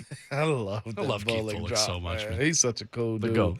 But yeah, that conversation about the quarterback being the next weapon on the field, that means a lot. Really does, man. Winning Wednesday today with the Nashville Sounds here on 104.5 The Zone, and right now is your chance to win tickets to see the Sounds take on the Memphis Redbirds. That is next Wednesday. I know there's a lot of Cardinals fans in Nashville. A lot of people, though, that are Nashville fans that just want to beat Memphis in lawn darts if you needed to. Nashville Sounds are going to try to do just that and beat the city of Memphis next week. So be caller number 5 right now for your chance to win a pair of tickets to see the Sounds take on the Memphis Redbirds next Wednesday at First Horizon Park. The number is 615-737-1045. Caller number 5 right now. Call Jonathan Schaefer, and you will be headed to First Horizon Park to see the Sounds take on the Memphis Redbirds. 615-737-1045. Headline out of the AFC South yesterday, Ramon, real quick as we finish off hour 2. Rigoberto Sanchez, punter for the Indianapolis Colts, feared to have torn his Achilles. At the end of practice in sprints, which is really, really unfortunate for Indianapolis. Yes, the end of practice. Oh. Yeah. It's a tough way to sustain that injury. That's it's like just jumping a tough up injury, and celebrating. Period. That's right. Oh, my God. I'm fearful that either Brett Kern or Ryan Stonehouse is the punter for the Indianapolis Colts this season. Rigoberto Sanchez is a really good punter. Yes, he is. That's a big loss for Indianapolis. The question now the Titans are going to have to ask is, do you want a legendary special teams player in your organization to retire a Colt? Or would you rather the Colts to possibly have their punter for the foreseeable future in young Ryan Stonehouse out of Colorado State? Dang. Either way, I think there's a very, very real possibility. Do you throw in, are the Titans ever willing to trade with the Colts? I don't think there's not value there. Okay. Because the Colts can just wait for the Titans to make a cut because you're not going to keep both of them. Dang. Yeah. 615-737-1045. Looks like Jonathan Schaefer's got a winner of our Winning Wednesday to see the Nashville Sounds take on the Indianapolis Colts. So we get to halftime of the show and making somebody happy there here after hour 2. Regroup, fill the cups back up. We're going to get our halftime coaches conversation. Jonathan Schaefer's going to chew us out for whatever we were missed or did right maybe in the first 2 hours. Head coach is going to let us know what needs to change in the second half. And when we come back, maybe we'll, peak at the right time. We will. First possession of the second half is going to tell us a lot about the show. We've got Bryant McFadden, CBS Sports, coming up at 8:20. Lucas Panzica live from training camp at hour 4. Lots still to come right here. Ramona Will, 104.5 The Zone.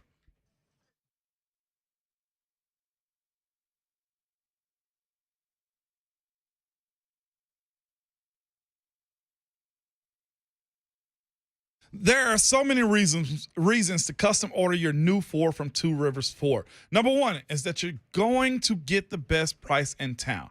Two Rivers Ford has always sold below MSRP, and they have continued to do this even with supply chain issues. At Two Rivers Ford, they've always believed in giving their customers a great, honest, upfront price, which is probably why Two Rivers Ford is now selling to the grandkids and great-grandkids of some of their original customers. The next reason is they have non-commissioned salespeople. At Two Rivers Ford, their salespeople are there to help you, not to pressure you. So call them, text them, or go out and kick the tires. You can spend as much time as you want researching your vehicle. The Two Rivers Ford sales team, people are paid to make sure you have a great experience. And finally, Two Rivers Ford is locally owned. They have been around since 1983, and they take a lot of pride in being a part of this community. And if you're like me, you want to purchase from a local business that you know is going to be around to take care of you after the sale. They have an A+ rating from the Better Business Bureau. They've won Ford President's Award for customer satisfaction more times than I can count.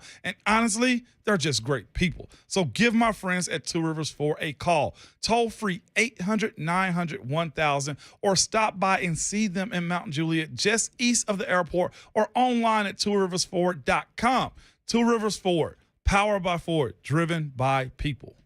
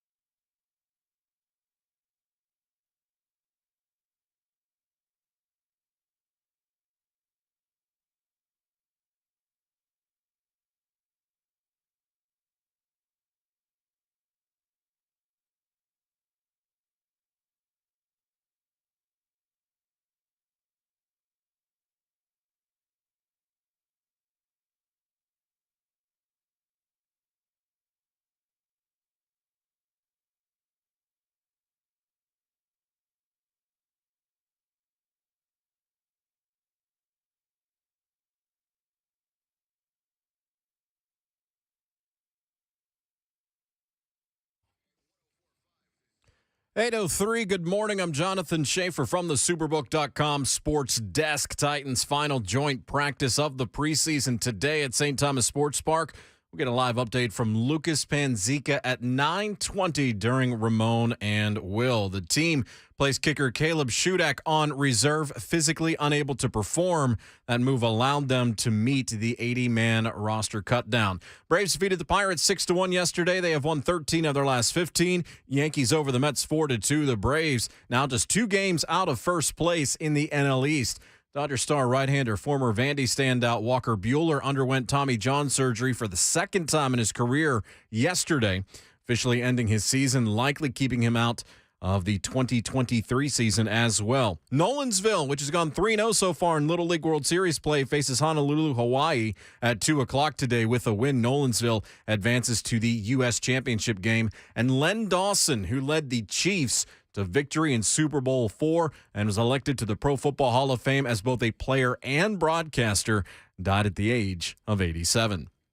For all your foundation repair and waterproofing needs, visit USSTN.com. Breaking news at once on your home for the Titans and the Vols. This is 104.5 The Zone.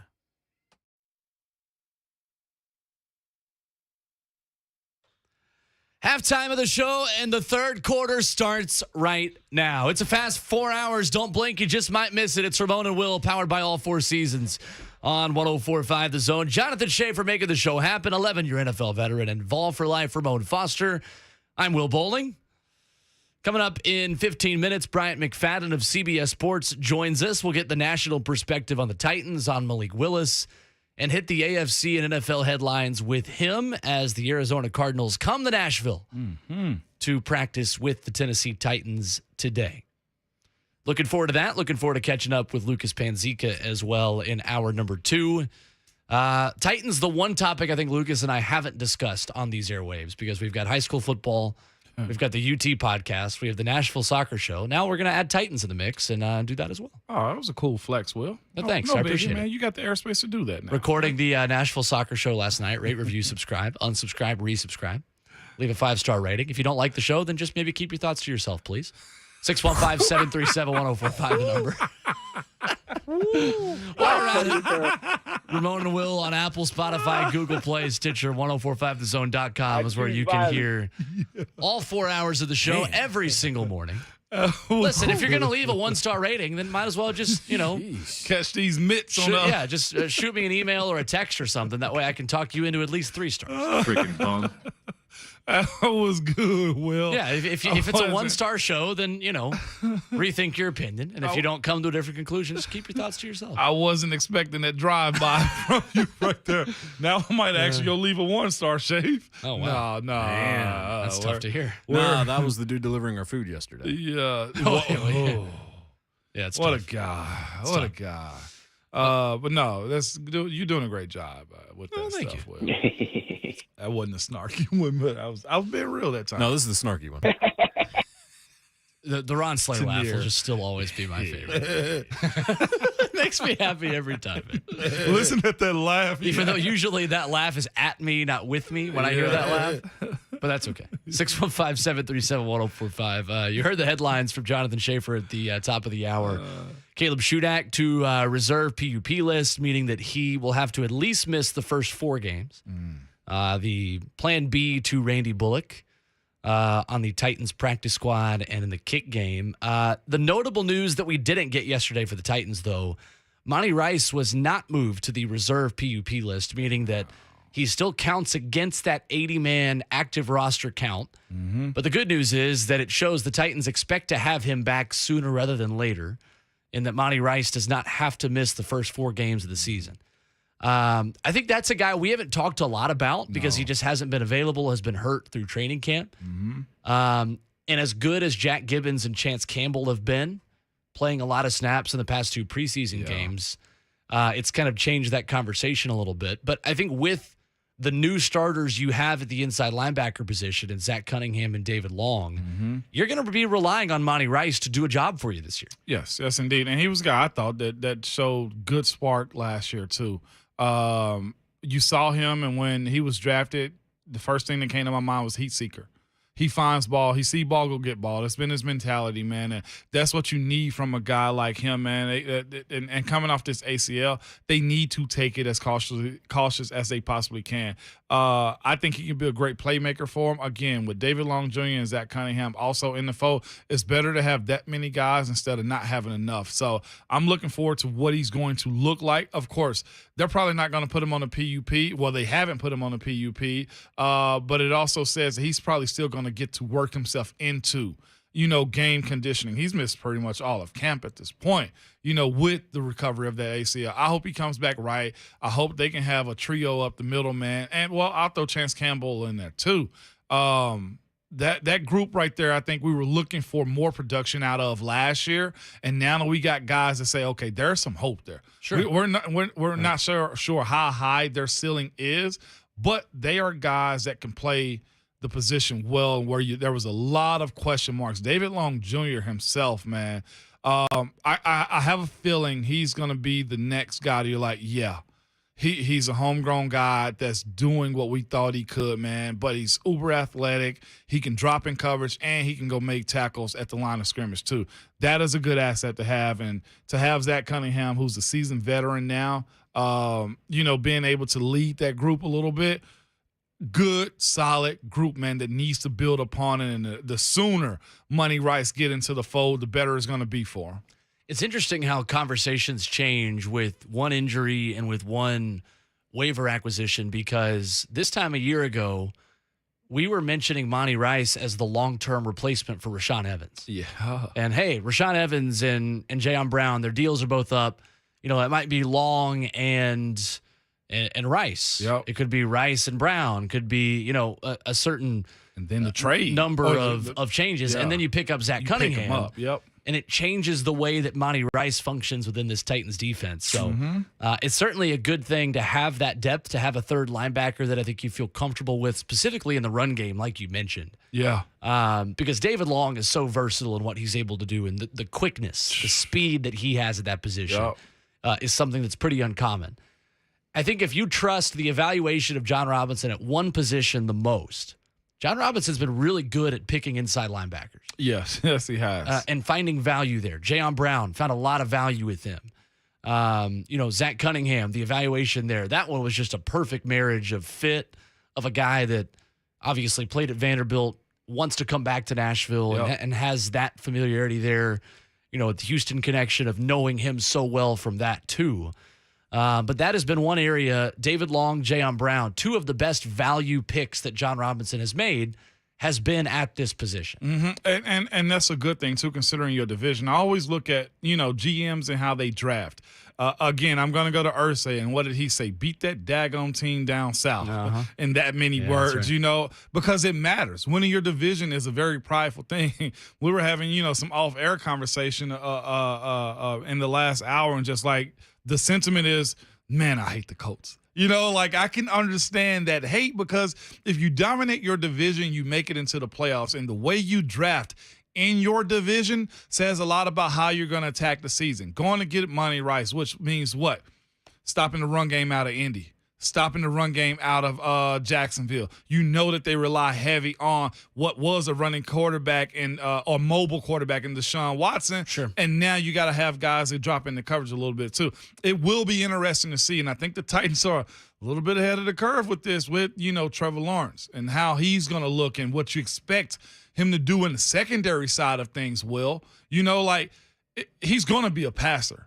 So I think you stacking up on Caleb, which we can ask Bryant McFadden about, B-Mac about, Roger McCreary, Christian Fulton, guys on the back end of this defense that combats a team that could potentially get better in Jacksonville Jaguars, or the Indianapolis Colts that like to throw the ball a little bit too. And the Buffalo Bills as well. And the Bills, they're stacking up a secondary now that's looking, if you pay attention to it, looking to combat what teams will do against them, considering the methods in which they play offense. Sure. This team keeps the ball away, so teams are going to have to throw the ball to play catch-up against this Titans offense. And playing the AFC West this season, you get Justin Herbert, one of the best young quarterbacks in the league, Devontae Adams and Derek Carr, plus Darren Waller as well. Maybe I think the best wide receiver in football and definitely a top 5 tight end in football in Darren Waller. Patrick Mahomes obviously needs no introduction. And then Russell Wilson, who is on probably the worst team in that division in Denver. Yeah. So the depth at corner is going to be tested this week, and we'll ask Bryant McFadden about that coming up, about how big of a test it is this week for the Tennessee Titans' young defensive secondary to see, like we said in the first hour, 10 personnel that could be A.J. Green, DeAndre Hopkins, Rondale Moore, and Marquise Brown, plus James Conner at running back. Let's throw this little nugget in there, too. Okay. Plus Kyler Murray. Yeah. Who's a mobile running quarterback. That's right. We'll do that coming up next. Bryant McFadden, BMAC, CBS Sports. We'll hit the NFL headlines with him, get his national perspective on Malik Willis, on the Titans, and the weaknesses that he sees in this team going into the season and going into joint practices, the final preseason game with the Arizona Cardinals. BMAC up next. It's Ramona Will, powered by All Four Seasons on 104.5 The Zone.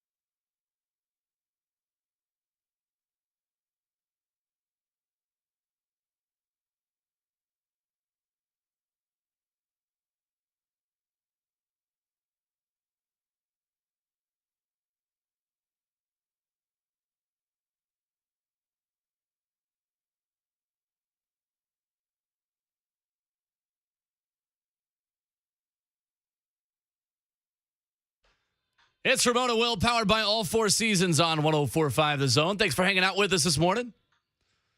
Will Bowling and Ramon Foster with you. Jonathan Schaefer making the show happen for us. Hope you're having a wonderful Wednesday morning. We're joined now on the Mark Spain Real Estate Hotline by Bryant McFadden of CBS Sports. We hit the NFL headlines with him, talk some Titans and Cardinals this week with his former teammate, Ramon Foster, sitting right with us here in our studios. What's going on, Bryant? Good morning. What's happening, fellas? How y'all doing? Good morning, B-Mac. We are doing well. What's up, Mo? Man, camp mode, doing the job, man. At least we're not sweating right now, dog. Facts. We got the best job in the world, right? We sit inside a nice confined building with AC and talk football. That's it, man. I promise you, I love this life right now. Yeah, absolutely right. I know you love this life more because the two leaders in the clubhouse right now for Rookie of the Year are both Pittsburgh Steelers as well. Facts. You got Pickett and Pickens, which is just wild. The odds are almost identical. The two guys that are going to be helping one another get to that award themselves. Who's your pick between those two guys to start the season for Rookie of the Year? First and foremost, I'm financially invested in Kenny Pickett because when we drafted Kenny Pickett, I put money on Kenny Pickett to be the Rookie of the Year, Offensive Rookie of the Year. So I'm financially invested. So I'm okay if Kenny wins. And granted, if George Pickens is in the running as well, hopefully he's the recipient of passes from Kenny Pickett, which will actually make my case even better in the reality side of things that are coming to fruition. So I'm personally invested in Kenny Pickett, man. I put money on Kenny Pickett the day after the draft. You said Kenny Pickett more times than his mom has today, man. I know where your head lays at, man. Yes, sir. But in all honesty, though, I think both guys have a legit shot to win it. I was actually in Latrobe a few weeks ago watching the Steelers training camp. I actually watched two practices, and George Pickens is the real deal. Mm-hmm. George Pickens is A.J. Green, but he has a little. I don't want to say. What's the best way I can explain this for our listeners? George Pickens is A.J. Green, but he has a little rough side to him. You know, A.J. Green is a future Hall of Famer, but he did everything the right way. Only time we saw A.J. Green kind of get out of character, that was in Jacksonville when him and Jalen Ramsey went toe-to-toe when he basically jumped on Jalen Ramsey. But in all, A.J. Green has been a pretty, solid guy. But George Pickens is looking for smoke. That's the best way I can put it. He's looking for action. He's talking trash. He's looking for whatever you want to bring to the table. He's looking for it. But the way he catches his passes, the way he moves and creates separation, just his body movement, man, he's special. Mm-hmm. That's interesting, man. You knew he was a savage when he had the shiesty mask on, watching himself get drafted, B-Mac. Exactly, and he plays that way, but he plays within the rule book, and he's a good kid. That's the thing. When you talk to him, you're like, wait a minute, is this the same guy that's out there pushing people down, talking crazy to people? But when he gets in between the lines, he just turns into a different monster. Now, that's interesting, too, because I got to have a conversation with him because he purposely poured water on the UT Vol during a football game one time, and I just got to get an answer. But you need a little bit of that, B-Mac, is what you're essentially saying. Ramon, you know that. If you play offense, if you play defense, you need a little bit of that. I don't mind kicking you in the mouth for no reason. Just walking up to you and just kicking you in the mouth. That's the type of mode I'm in. And that's what we do in Pittsburgh. Ramon, you know how the attitude is in Pittsburgh. We want to fight. We looking for a fight for no reason. That's what we do. We look for altercations within the game of football. I'm not talking about off the field, but I'm talking about in between the lines. That's what Steeler, the legacy has been built on. We look for fights. We want to beat you up, and we want to let you know that we beat you up, and we're going to do it every time we see you. And that's the mentality that George Pickens has right now. I love it, man. And, something as far as like beating guys up, man, is we speak about this running quarterback conversation. We spoke about mobile versus running. As far as them protecting themselves as far as getting beat up, B-Mac. But when we look at the game, when we speak about Malik Willis also, and even Ryan Tannehill, B-Mac, where are we at in this era of mobile/running quarterback? Your Josh Allens, your Patrick Mahomes, your Kyler Murray's, who's here today in a joint practice with the Titans. How do you view that side of the offense now? You need a little bit of that. There's nothing wrong with having the mobility to make things happen when something is not there via your arm. You know, it's like being a chef in the kitchen. You don't need to rely on the same spice all the time. Go to the cabinet and try a different spice out. It might make that dish taste that much better. And when it comes to running quarterbacks, if you have that added extra spice, think about Pat Mahomes. What makes Pat Mahomes so special? He has everything you want your quarterback to have. But one of the main ingredients that people don't talk about, his ability to buy time with his legs, his ability to evade rushers and make things happen with his legs. When you have that, now you're cooking with gas. And we know gas stoves are the best stoves to cook on. There are not too many Tom Brady's in the world anymore where he just can rip you apart with his head and his arm. Tom Brady doesn't need to make things happen with his pocket because he is Tom Brady. He's an outlier at the quarterback position when it comes to how good he is mentally and the accuracy he displays with his arms. But if you look at all the starting quarterbacks in the National Football League, most guys have some type of mobility, to say the least. There's a large percentage of starting quarterbacks in the National Football League that can make people miss, that can buy times with their legs. You don't see a lot of Matt Ryans in the world anymore, a lot of Tom Brady's in the world anymore. The league is trending to guys that can make things happen with their legs, and that's something that you really need if you want to be successful, especially when it comes to offensive efficiency and scoring points. Look at Aaron Rodgers. I mean, Derek Carr. I mean, even Joe Burrow. You know, we know he has mobility. That's what the league is trending to. Real quick, B-Mac, before Will ask your question, man, as a defender, as somebody that's seen this kind of transition, as somebody that's played against it also, what does that running quarterback do against defenses that either, spooks you, or where's the level of accountability for that extra offensive player? Man, listen, when you're going against a guy that can buy time in the pocket, speaking from the secondary side of things, you got to cover longer. We hate that. We're taught within 3 seconds that ball should be coming out. Okay. After 3 seconds, we're not doing something right. Think about 1, 2, 3. If he still has the ball, that is a long time to cover some of the best athletes in the world. So that puts more stress on guys in the coverage side of things, and that puts more stress in guys that are trying to rush the passer. Think about this, Ramon. You played offensive line. Think about when you have a mobile guy that even if you don't do your job accordingly, he has enough athleticism to make that guy miss. That helps you out. That helps everyone out on the offensive side. So when you go in against a guy like a Malik Willis, you're like, oh, okay, all right. Y'all know, number one, you got to be gap sound in your rush lanes. Number two, you got to cover longer. Don't think this guy is letting the ball go in 2 to 3 seconds because he can make things happen. He can buy extra time. Yep. Bryant McFadden of CBS Sports with us here on Ramon and Will. So for the Titans, Malik Willis has shown that dimension. He's shown us a little bit. He's a little bit too willing to just run instead of standing in the pocket and making a throw. But what have you made of his performances so far through training camp? What steps have you seen him take as he tries to learn that happy medium between creating space and creating time with the run game, but still standing in the pocket a good bit as well? See, that's what I need from Malik. You don't have to run every time. The house is not burning down every time you smell fire. Just sit a little bit. Don't jump. Don't get out the house just that fast when you think the house is on fire, because it's not. When you jump out of the pocket fast, you limit your options down the football field. And I think it will come through time, because let's keep it real. The offensive lineman he's been working with in the preseason, they're not the starting group, so he's not getting the best pass protection one quarterback would want, but just find a way to be a little more patient in the pocket. Everything that he's displayed so far in preseason, we knew he had. We knew this guy was a quality runner of the football when he needs to be that. We know that. We know he can make people miss. We know he's a physical guy running the football. But what we need to see from Malik is stay in the pocket. When you think it's collapsing, stay one more second in, because you never know exactly what can happen in the throwing lanes if you just be a little more patient. So that's all I would like to see. But everything that we've seen from him, we know he competes.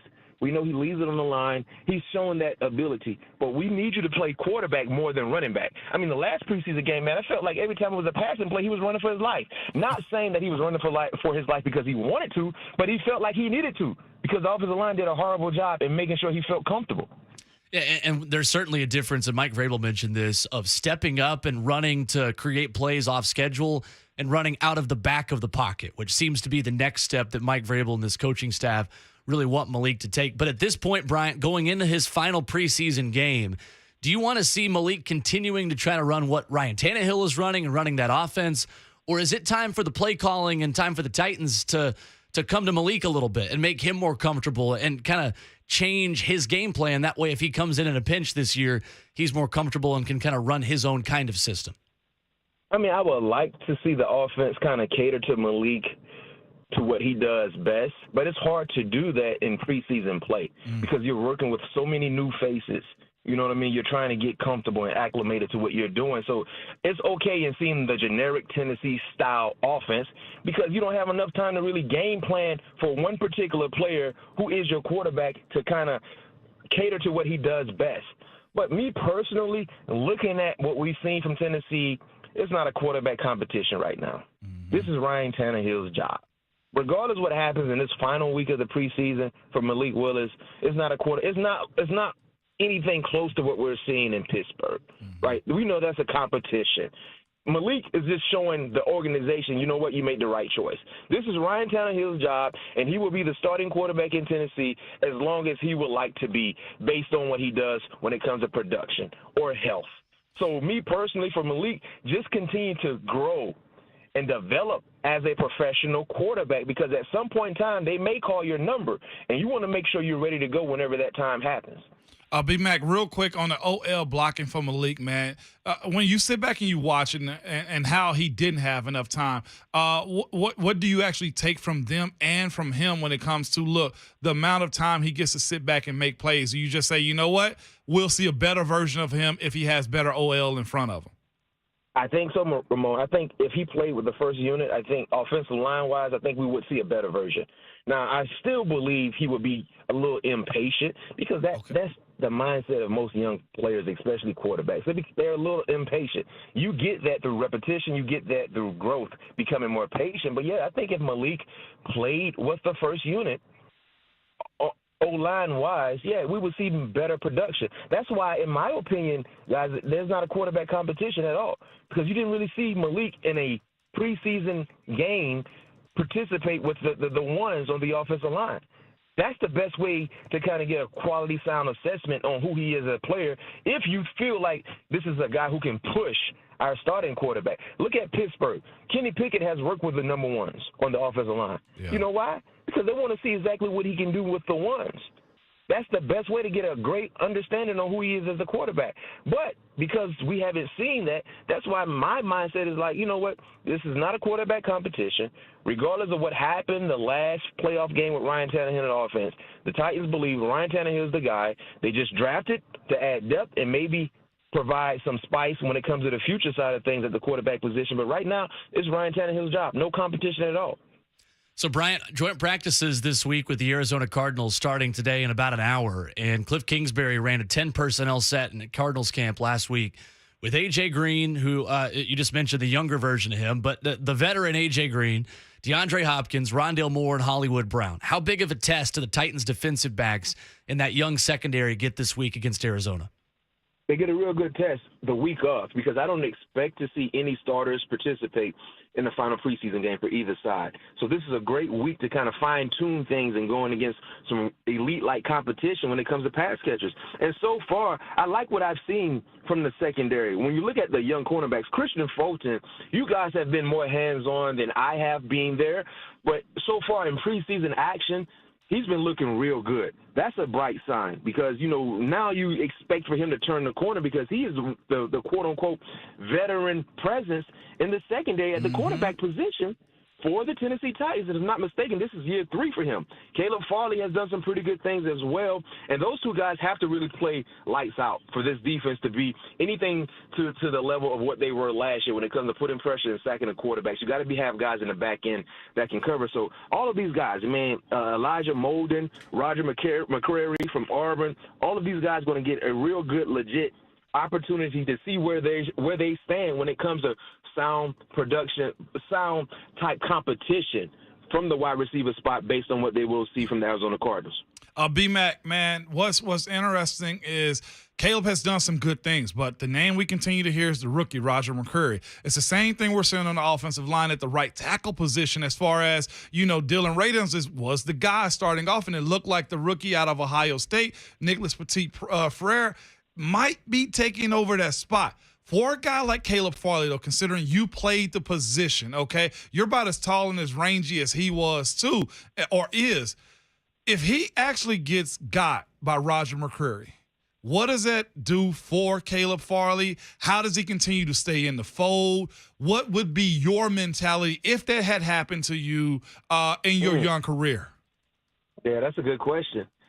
Because anytime a young player loses his starting job, that does something to his confidence. Let's just keep it real. Mm-hmm. Now, Roger, coming out of Auburn, was a guy I really, really liked. He played some high-level ball against some elite-like competition. If you go back and look at some of the guys he's covered just a year ago, Johan Dotson from Penn State. Mm-hmm. You got Treylon Burks, his teammate now. You look at Alabama, Devontae Smith, even going back to last year, Jamison Williams. And Jamison said he was the best corner he faced. Out of all the corners he's seen, Roger was the best that he faced.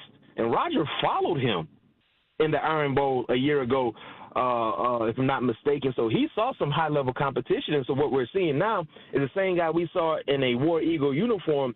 He's showing that in a Titans uniform. So if you're Caleb Farley, don't think your job is safe, number one, because you still got to prove to everyone that you were deserving of being a high-drafted pick, and you have the skill set to remain in the lineup. So I love the competition side of things, and I think, this is something that you got to watch the entire year, not just training camp. Because let's say this: if Caleb is the starting corner coming into the season, you better believe Roger's still trying to put heat on him. Yeah. You know what I mean? And I think Roger's trying to put heat on both guys, not just Caleb, but Christian Fulton as well. So this is a nice competition I think you got to look out for the entire season with the Tennessee Titans. Bryant McFadden has been our guest. Follow him on Twitter at BMAC_Sports Talk. CBS Sports doing a great job hitting the NFL headlines and Titans news with us. Man, we appreciate the time as always, Bryant. Good stuff. Thank you for having me. Anytime. All right, there he is. Bryant McFadden on the Mark Spain Real Estate Hotline this morning. Let's open the phone line so we come back. 615-737-1045 and react to some of what he had to say. And I particularly want to highlight what he said about the defensive backs. Yeah. Roger McCreary and Caleb Farley and the competition level there, because I think there's some good stuff to take away. Writing it down. For sure. You and me both. Yeah. From what he had to say. Let's do that coming up next. It's Ramon and Will, powered by All Four Seasons on 104.5 The Zone.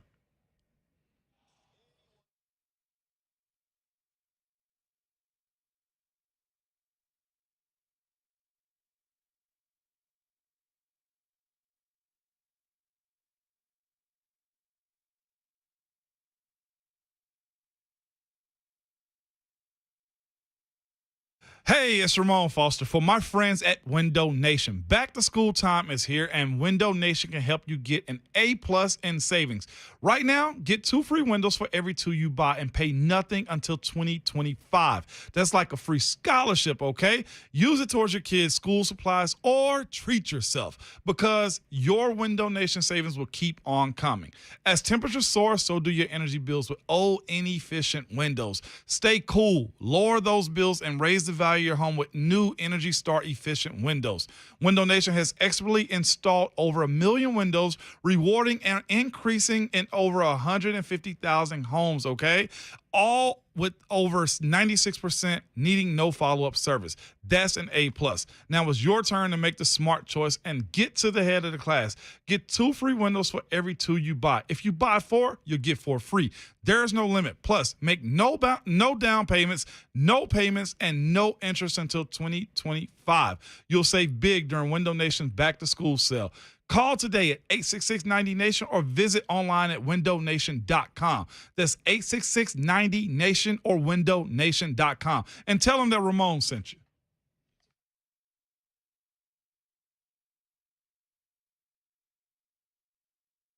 from all over Middle Tennessee have been thrilled seeing Dr. Alderson and the providers at the Tennessee Men's Clinic. Men all the way up to 95 years old have jump-started their sex drive and energy levels. Lots of men suffer with ED for years, but now they're able to enjoy sex again. Tom from Nashville said, "The Tennessee Men's Clinic has changed my life. I have been able to be intimate with my wife for the first time in 5 years. She thought this problem was because of her, but the pills never worked for me. I had given up until I went to the clinic and realized there were more options for erectile dysfunction. Now I'm happy and my wife is happy. A visit for only $99, and that includes all testing, including a PSA and testosterone test. Give the guys at the clinic a call at 615-208-9090. That's 615-208-9090. Or go to TennesseeMen'sClinic.com. Visit our website to learn more, including side effects, treatments, extra results vary. The Titans VIP tailgate is all you can eat. It's all you can drink for 3 hours before kickoff for all of the Titans home games. Join me, Ron Slade, and Food Network chef Aaron May at the Bridge Building next to Nissan Stadium for the Titans official tailgate. BullseyeEventGroup.com offers indoor and outdoor climate control lounge seating for a VIP experience. All ages are welcome.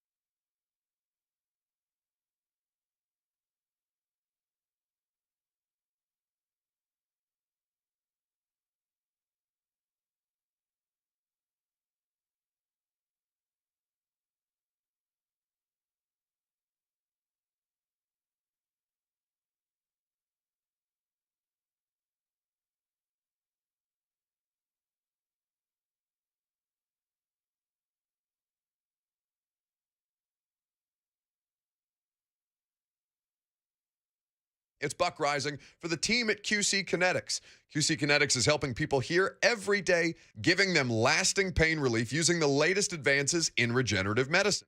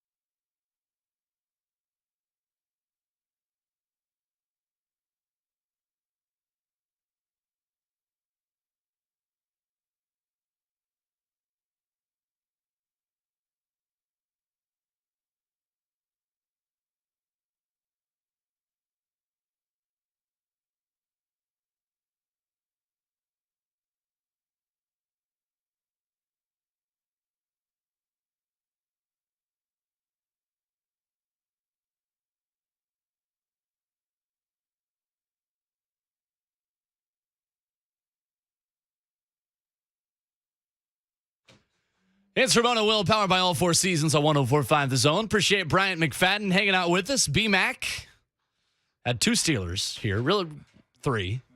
Jonathan Schaefer, our producer. Ramon Foster, Will Bowling with you. Interesting stuff about Caleb Farley and Christian Fulton from him, though, talking about the long, rangy corners and the different dynamics of Roger McCreary and Caleb Farley. Yeah.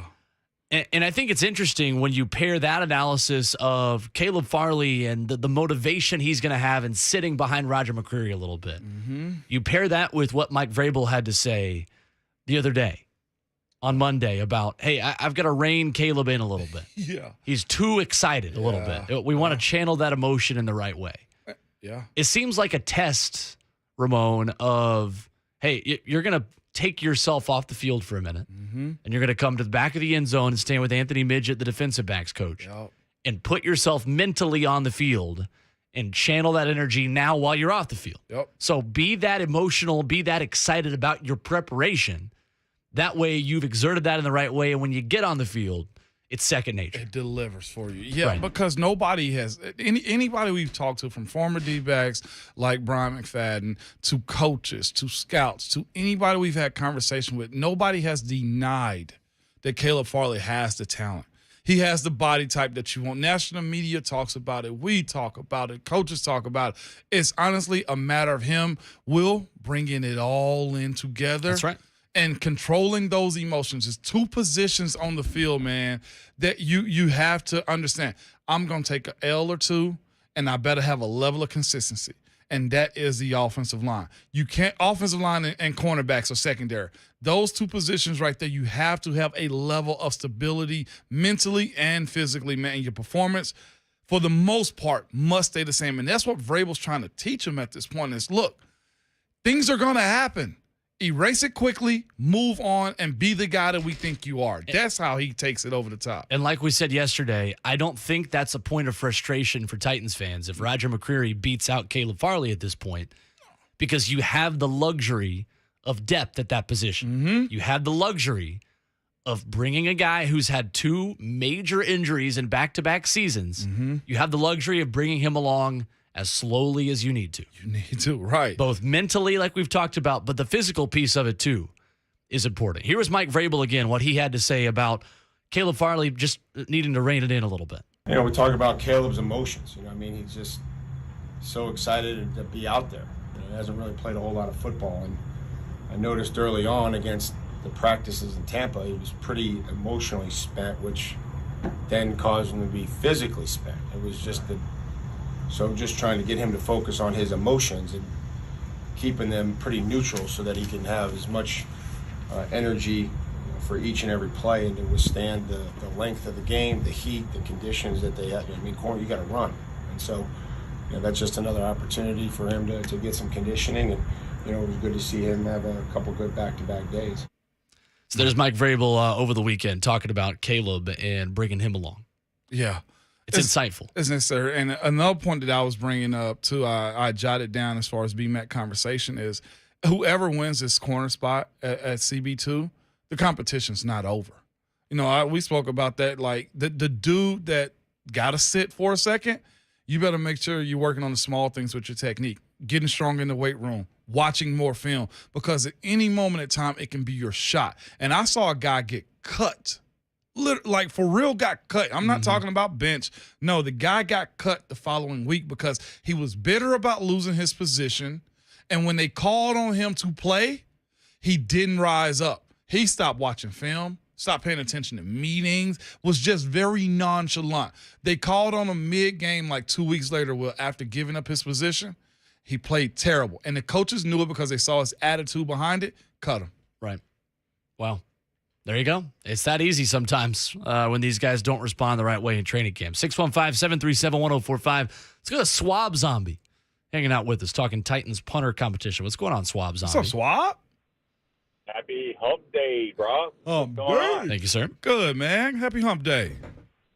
Yeah, so the earlier segment about the punter, I think Will was kind of overlooking the fact that we've had multiple kickers the past couple of years on our squad, and now more than ever, it would be a good idea to keep two punters just for if it's a transition so the Colts don't get it.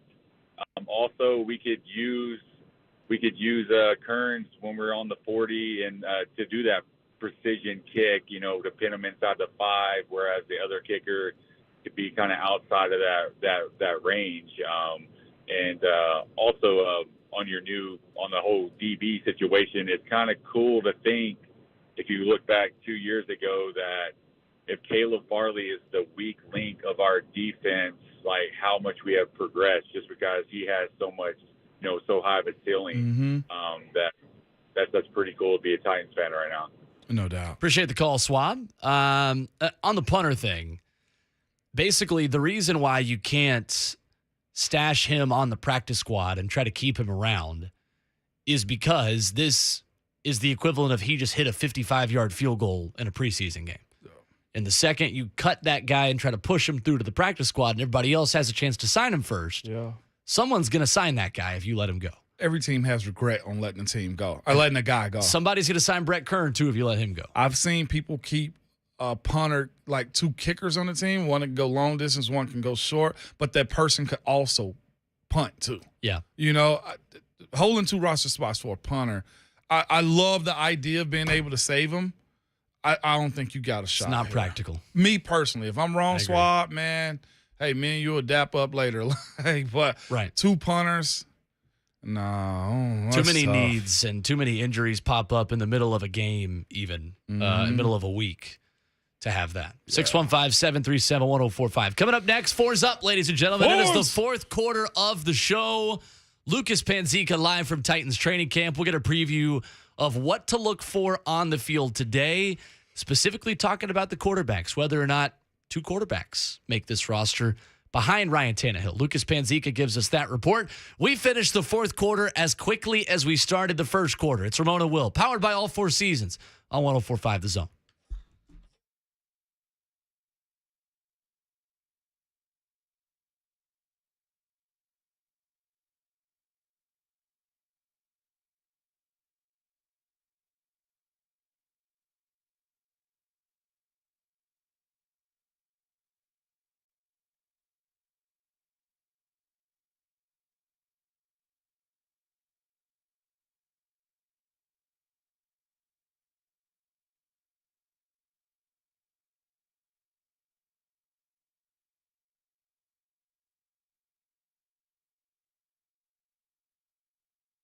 Are you tired of working for someone who doesn't see your potential or providing you with the opportunity to grow in your industry?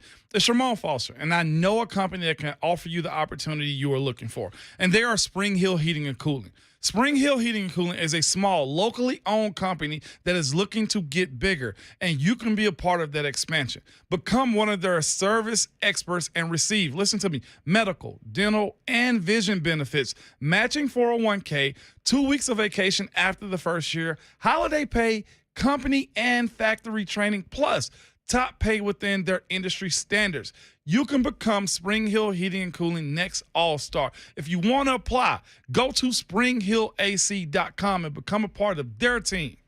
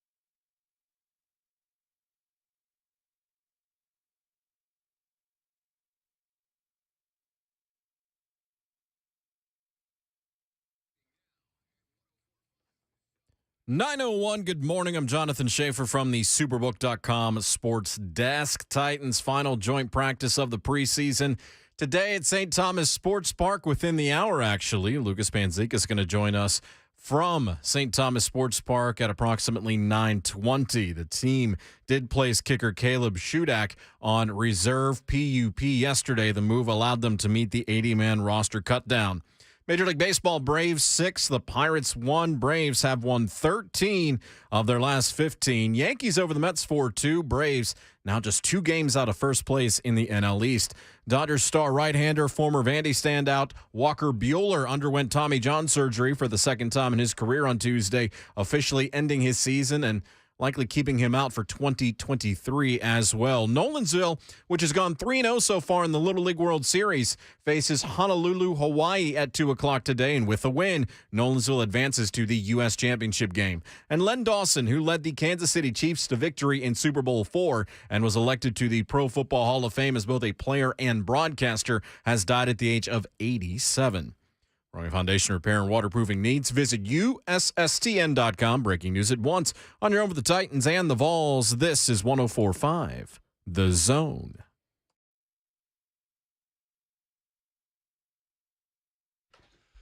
One more hour, and the fourth quarter starts right now. It is Ramon and Will, powered by All Four Seasons on 104.5 The Zone. Lucas Panzica live from St. Thomas Sports Park in 20 minutes.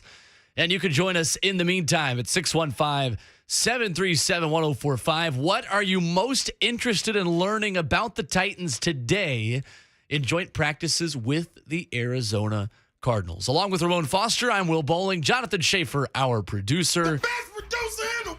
Thank you. I've given you plenty of opportunities to play that sound. Yeah, but if I do it every time you want me to play it, and then it's not as fun. No, because I don't want you to play it every time. You're the producer. You get to pick when you play it, when you produce the sound. Now. The best producer in the world. There it is. Oh, well, now you get both. Wait. The best producer in the world. Oh, hold on. The best producer in the world. Just saying. You've made it clear that I have no control over the drops and the audio that you play in that room. Yesterday told you that, didn't I'm a point guard that's not calling the plays, is what I am. You're a facilitator. You're just getting them called from the bench. You know what we got for him, Shafe? What do we got for Some him? call it disrespectful. You're a game manager. You know what? Game manager. I'm a system quarterback. I'm really a system radio host. I'm not really, Don't bother me, bro. I'm not making the big throws. I'm just distributing the ball. You check down, hand the ball off. Is where you live at, That's sir. right. You're like, what was it? With the Will Smith movie where he was the dating consultant with Hitch? Hitch. This is your box right here. You know, check I'm down not. Charlie. I'm not really I'm not really a movie guy. Yeah. I'm not good on movies. You're probably more knowing series anything. than anything. I'm definitely more TV shows. Did you watch the Game of Thrones? No. I haven't watched. That's on my list for today to do. Actually, I heard Buck and Lucas speaking about this yesterday. You mean Game of Thrones or House of Dragons? House of Dragons. Okay. Sorry. I heard Buck and Lucas because I have yet to see the Manti. What were they complaining about? No, they were just saying it's so much content out. I thought they were complaining about Thrones. No, you gotta find time to actually watch stuff. Like I got a checklist, dog, of so much. Yeah. I'm like, all right, look, I'm gonna really take time to look at some stuff one day. Screw What's on a your day. list right now then? The Manti docu. Okay. Gotta watch that. The Dragons, I gotta watch that. I actually want to go back and watch Game of Thrones again just to make sure everything lines up. I did that this time last year. My Netflix list is kind of long of content stuff. So in the notes page of my phone, I have a list ranked 1 through 40 of my favorite TV shows. Wow, see? And if you make the list, you're good. And you know what happens too? I find myself going back to just rewatching stuff I've always I'm rewatching the super fan episodes of The Office right now on Peacock. See? The extended cut. So every episode is 30 minutes. Yeah. It's got extra scenes in it, and we just finished season 5 in our apartment. Mm-hmm. It's so good. See, there's Ozark. So good. Been waiting to watch that. You haven't watched that yet? I haven't watched Ozark. I just finished Better Call Saul, although the new season is out. I got stuff on here: Drug Lords, Night Stalker. Gotta watch Narcos. Concrete Cowboy. Gotta watch that one. I haven't heard of that. The Highwayman. It's a bunch of stuff I just got on here. My Netflix list is. I gotta cater to it sooner or later. So I think I'm gonna go rewatch Breaking Bad now for the third time, now that Better Call Saul is done, and just go straight into it. Like, do the full story now. Yep. Probably watch El Camino after that. But I've got that. And then For All Mankind just came out, the season 3 on Apple TV Plus. Yeah. Alternate history of if the Russians won the space race. Yeah. Really, really good show. Season 3 recently out. I got to catch up on that. But no, this is something I'm always in tune to and always paying attention to. Is I love my TV shows. Mm-hmm. Like I fall asleep to a different NBC comedy like every night. Do you? And I simply just got to get caught up on Madden too. I heard some people trashing it. I'm not a Madden guy. Yeah, I got. I am a FIFA guy. Which and I'm not saying that just as like soccer guy. There are plenty of people that don't watch soccer that love FIFA. Yeah. Because you can't script certain plays to like glitch against the computer.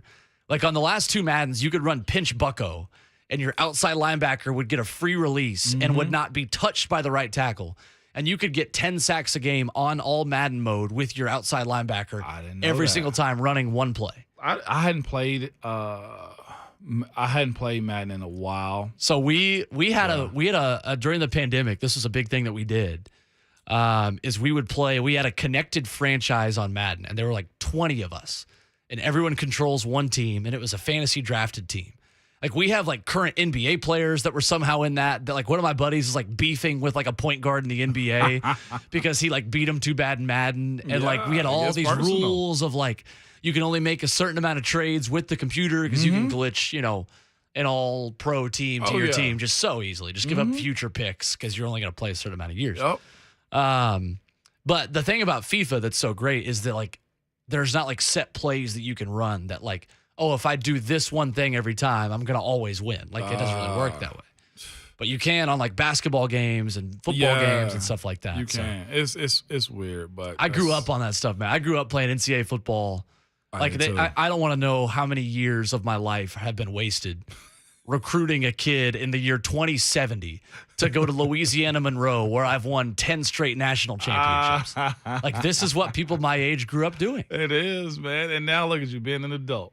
I would literally when I started, that one's pending approval of Jonathan Schaefer. The thing I would do, and when I like fell in love with broadcasting and play-by-play, is I would do practice mode with my team, and I would practice different offenses and learn the plays and like the intricacies of like football. But I would broadcast my games like as I was playing them on Xbox. Yeah, I got homeboys that do that now. Yeah, it would be like YouTube. Stuff. It'd be so much fun. They got like 2 views. Yeah, and now you can like stream that, and like people will watch it. I never did that. I would just literally sit there by myself for no one's entertainment but my own. Yours, yeah. It was great. Things haven't changed much then, have they? They really haven't, honestly. Like that, literally, I just described what I'm going to do for half of today, just on FIFA. Yeah. 615-737-1045, the number. What is the thing you are looking most for today? We mentioned the biggest improvement we want to see the Titans make from Tampa to Arizona in preseason game 2 to preseason game 3. But Ramon Foster, is there a specific matchup or a specific development in this team today at practice that you're most interested in watching this afternoon? This OL now.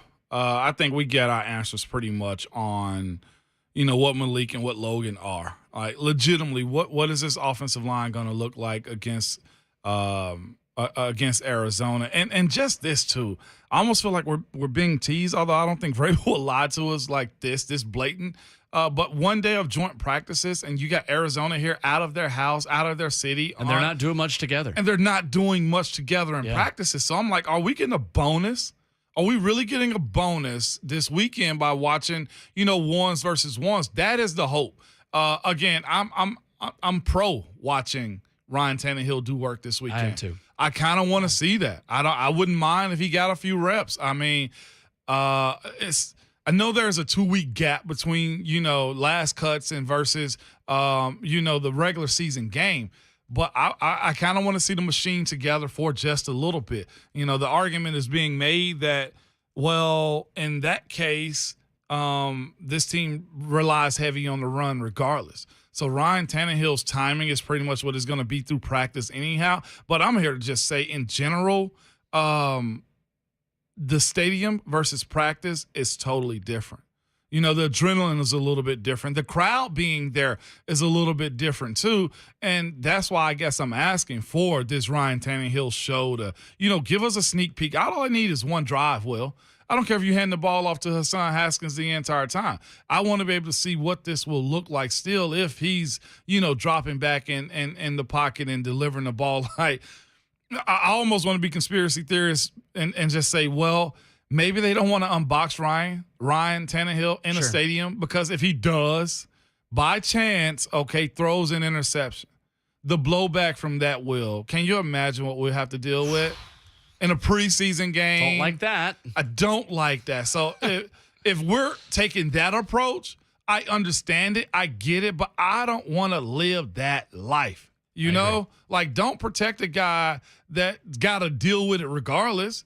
I guess if you get to the regular season, you say, well, here's your quarterback anyway. Right. But right now, mistakes can be made. That is all right. And look, here's the thing. Out of the 311 targets that Titans wide receivers had from Ryan Tannehill in 2021, 77 of those returned this season. Yeah. 57 of those are Nick Westbrook-Ikhine.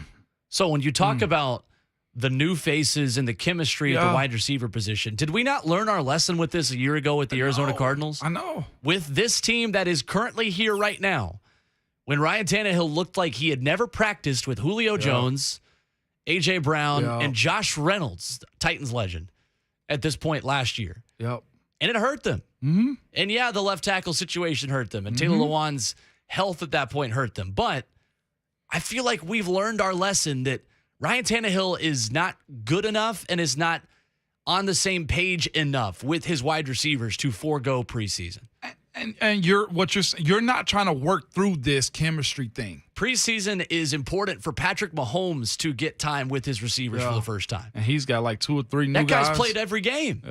Yeah. And he's the best quarterback in the league. You can create an offense bland enough to protect him, make sure he gets the open throws, make sure 100%. He does those types of things, man. And if you had your your line from left to right set already, then I'd be okay. I'm okay with watching it. Again, this is the other part too. When it came from me blocking for the backup in practice and in those preseason games, one, I wanted to make the team. The other part was, well, it ain't Ben, Like, that's the aspect of it, too. When I had to block for the starter, QB1, my nerves were a little bit different. That's right. The NPF kind of needs that.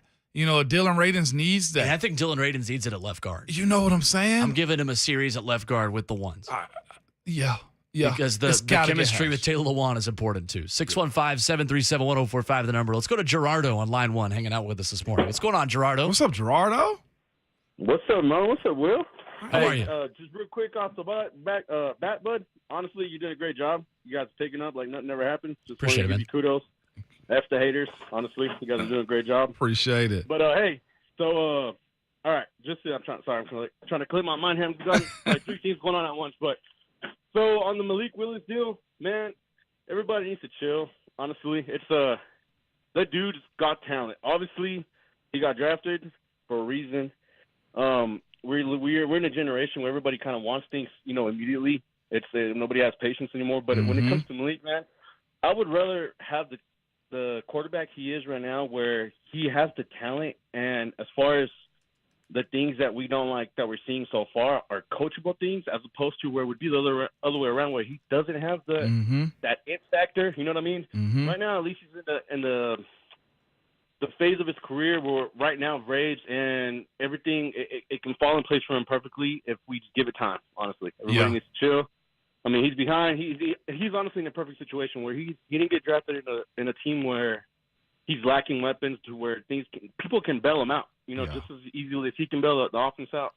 He's in a position right now where he can still learn from Ryan. Ryan's such a cool dude, man. He's obviously, aside from all the drama that happened in the preseason, that's just, He's gonna help. He's gonna help him become a quarterback that he's a quarterback future. There's no way around it, and he's gonna be a great quarterback. And then, as far as the punting situation, real quick, man, what is the word fan is short for fanatic. Of course, we are gonna be attached to Brett Kern. Brett Kern, yep. Thank you, Brett Kern. Man, there's a sentimental value to us as fans. We don't want to see him go. He's a Titans legend, quote unquote. We make a running joke of it, but it's true. The dude's been solid for so many years for us, but it's hard not to put aside your fandom and realize, dude, right now, if it comes down to it, we have to let him go because we have to think about the future. And Stonehouse is the type of dude that we will regret later on if we let him go just for one more possible year of, of Kern.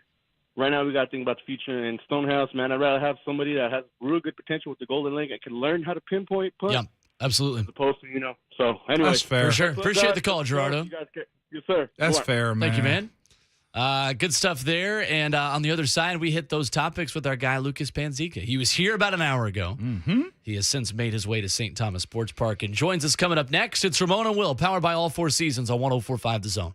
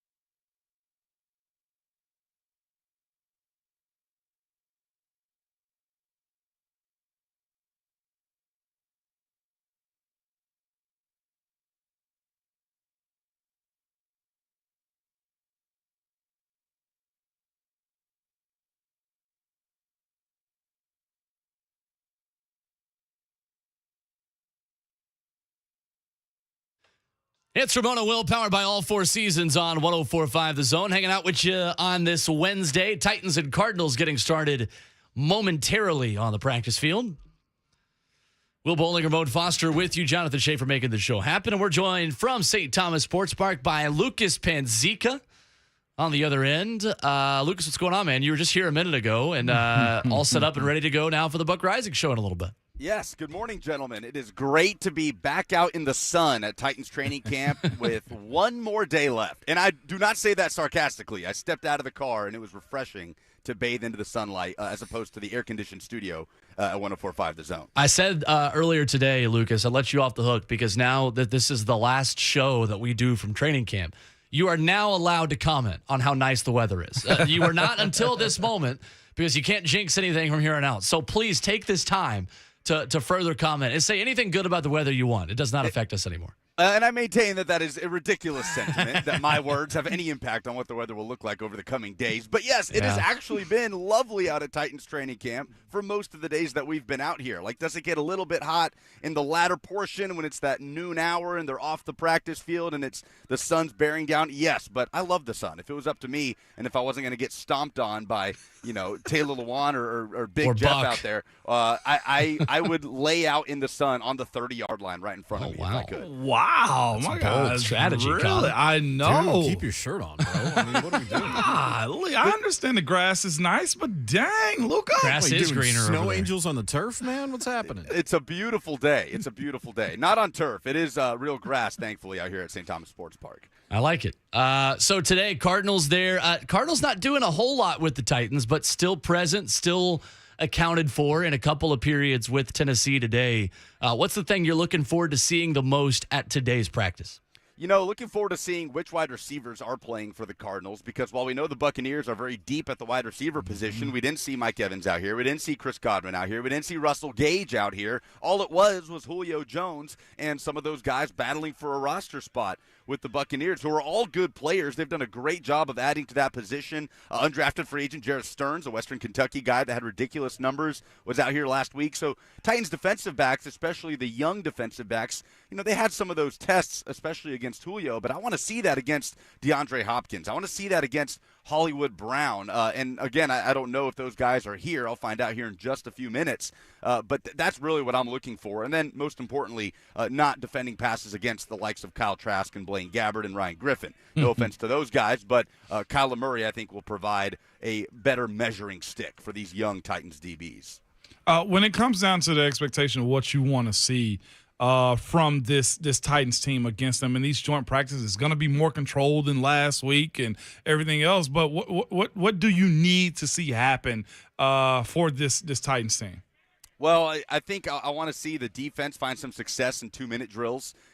Like Will said, there's limited work today. Mike Vrabel told us earlier that they'll do some one-on-one stuff earlier, and then they'll split up. It'll be Titans on Titans and then Cardinals on Cardinals, and they'll get back together, regroup for 2-minute at the end. So how valuable can the Titans make that last little bit of 2-minute team drills against the Arizona Cardinals, especially on the defensive side of the ball? There's only so much you can evaluate with running backs, and the right tackle position is a big contested point right now, and obviously that's important to look at who's in that spot. But really, when it's full go team drills at practice, I'm watching the defensive backs against these Cardinals wide receivers. So how valuable can they make that last 2-minute drill that they're going to get for joint practices in this training camp? Lucas, we've been having the conversation today whether or not we want to see Malik Willis continue to try to run Ryan Tannehill's version of the offense, or if we want to see Todd Downing and the Titans coaching staff start to cater things towards him just a little bit.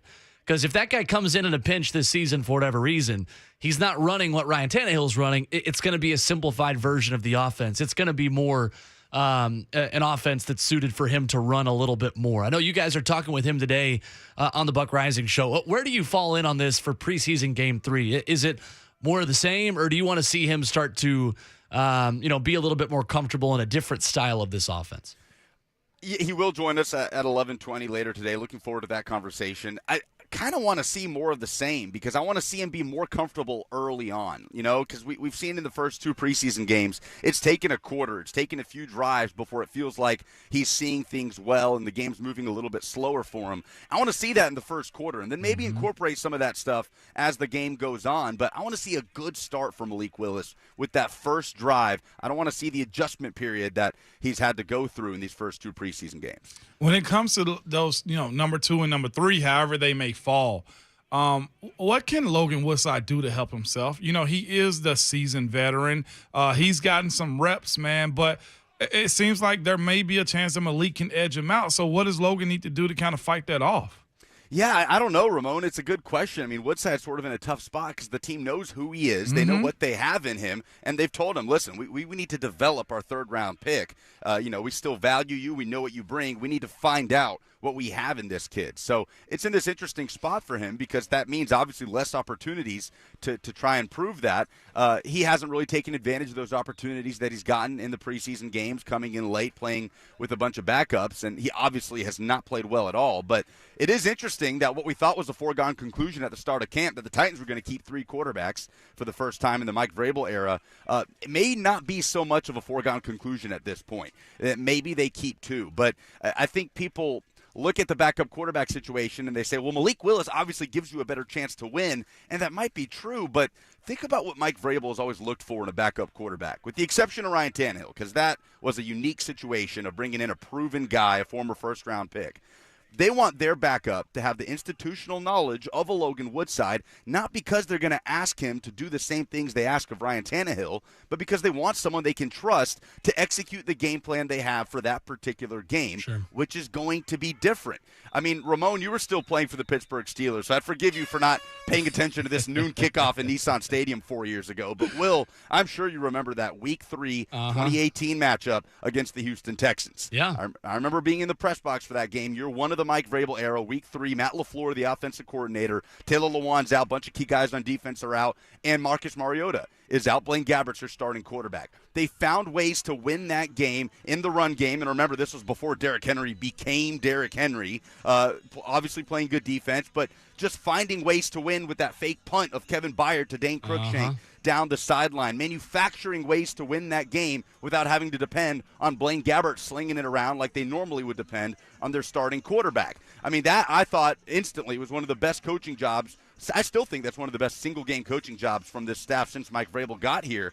But that's that's the kind of way they want to win these games, especially with a young quarterback in Malik Willis and a backup in Logan Woodside that doesn't have the skill set and the strengths that Ryan Tannehill does or even Willis does, but that they would feel comfortable in putting in there and executing the game plan the way they would want to execute it for that particular day, considering that Tannehill is not there. Now, production has to factor in. Like, Woodside has just not been good in the preseason. Like, that has to matter at some point, but just knowing what this staff wants out of a backup quarterback is really critical when determining whether they're going to keep 2 or 3. Honestly, to me, Lucas, I feel like that is also an endorsement of Malik Willis, though, right? Because couldn't they just make the offense really simple for him and keep the ball on the ground and the option game and kind of cater a 1-week game plan to him, right? I mean, I feel like there's an argument to be made either direction there. Yeah, that's a good point. And I think he still has a long way to go, though, in that sense. I mean, I feel like he has a long way to go to feel totally comfortable with that. And I don't think this team wants to tailor the offense to their quarterback. They want their quarterback to be tailored to their offense. So there's just a long road ahead for Malik Willis, but there's no question that we've seen week-to-week improvement. He's going to have to take another step this Saturday. So between 3 guys, Lucas, Logan Woodside we've mentioned, Des Fitzpatrick on the offensive side of the ball, and Larrell Murchison on the defensive side of the ball. 3 guys whose status is kind of up in the air given the depth and the competition at those 3 positions. Who is the safest? Who is the least safe for you out of those 3 guys? Sorry, who was the first one you said? Logan Woodside, Des Fitzpatrick, Larrell Murchison are the 3 I'm giving you. Oh, man. You know what? Right now, as far as making the 53-man roster, not considering practice squad possibilities, I think I might say Larrell Murchison. Okay. You know, I was thinking about Des Fitzpatrick because when I look at the possibility of the Titans keeping 5 wide receivers, I don't think Des Fitzpatrick fits in.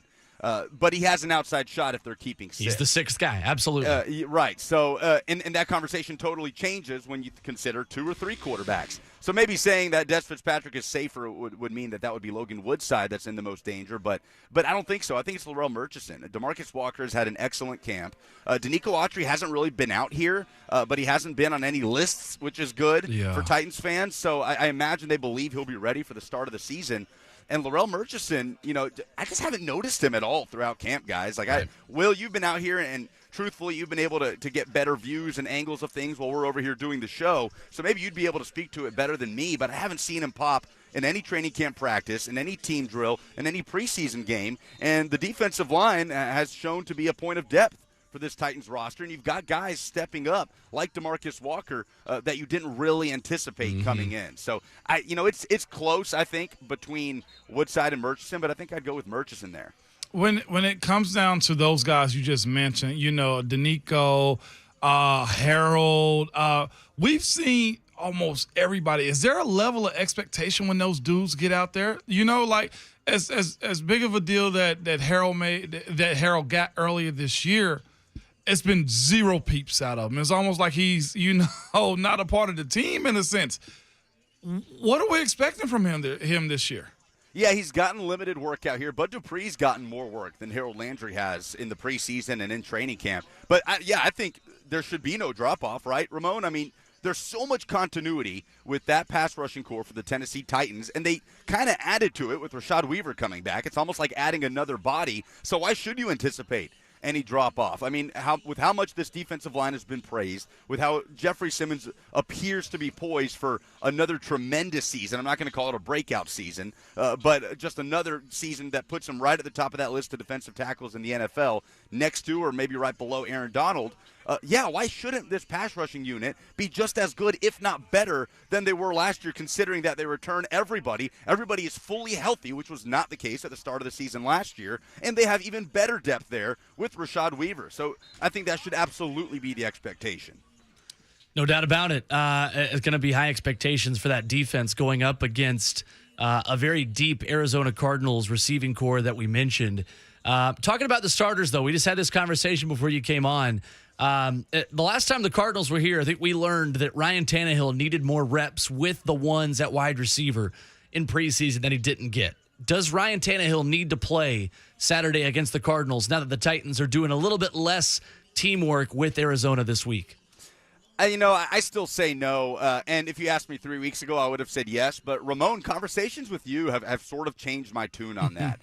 When thinking about the value of a preseason game versus these joint practices and team drills that you get in these joint practices, I'm going to say no, because you can talk about knocking the rust off all you want and getting in sync with a bunch of new faces that Ryan Tannehill hasn't had to do, really, since he got here. But what does 4, 5, 6, 7 snaps really do for you in that regard, right? Unless you're playing Ryan Tannehill for a whole quarter or a whole half like the Chiefs psychotically did with Patrick Mahomes the other day. Mike Vrabel's not going to do that, right? We can all agree on that. Mike Vrabel's not playing Ryan Tannehill for 1 or 2 full quarters. So what can really be gained in that sense that can't be gained on the practice field? It would be my question. Ramon, you'd be able to speak to it better than I could. But for me, the risk-reward is just not there, guys. And the difference between last year's training camp and this year is his receivers around him are actually on the practice field. Yeah. He's been actually able to nail down that timing and that connection with these new guys that he wasn't able to do with Julio or even A.J. Brown in stretches last year at training camp. I think, people looked at, they didn't play in the preseason. That's why they started off so poorly against the Cardinals. They were barely able to practice together. They've been able to do that throughout camp. You really haven't had many receivers. I think Treylon Burks is the only guy that's had to leave for one reason or another as far as guys that you expect to be on this roster. So to answer the question in a roundabout way, no, I don't expect Ryan Tannehill to play, and I don't know that it's worth the risk. This weekend, I feel like, we'll start to get who the starters are.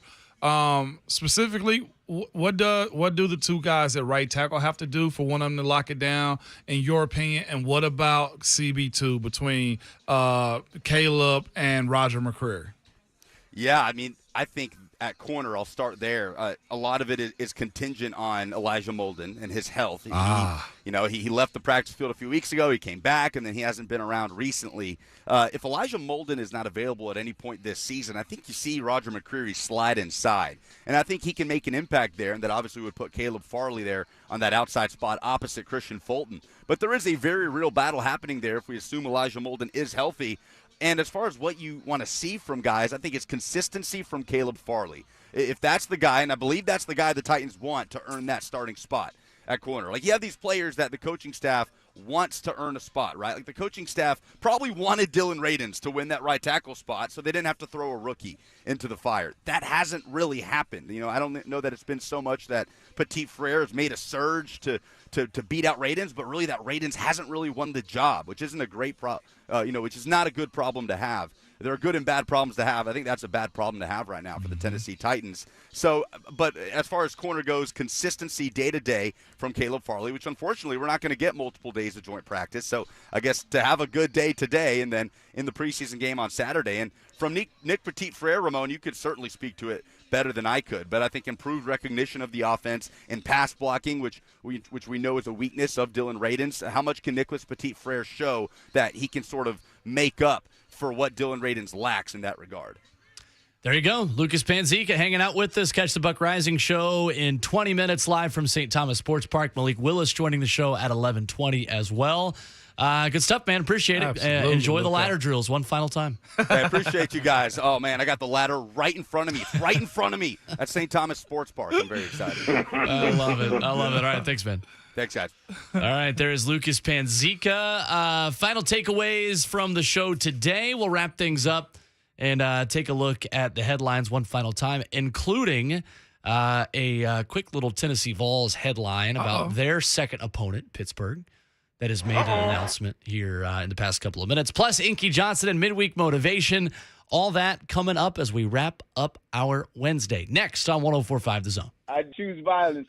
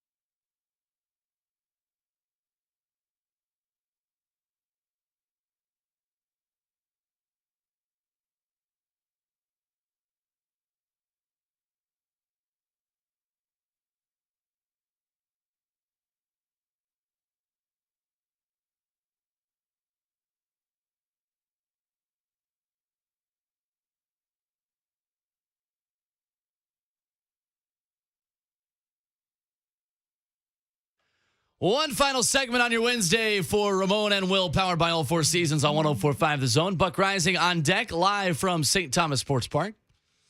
And Malik Willis at 11:20, like we mentioned. A little bit of Vols news, but before we get to that, Ramon. Yeah.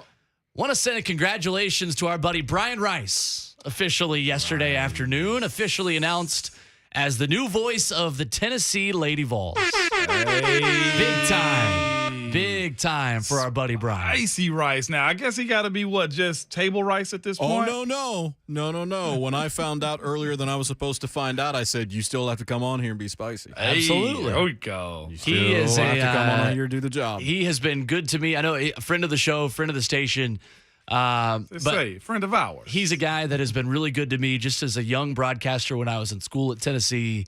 Was always very kind to me. And as a guy that cares deeply about the city of Knoxville, about Tennessee, about Lady Vols basketball. And it is always cool to see a local guy and a Tennessee guy get to call Tennessee athletics and Tennessee sports. It's something that's so cool.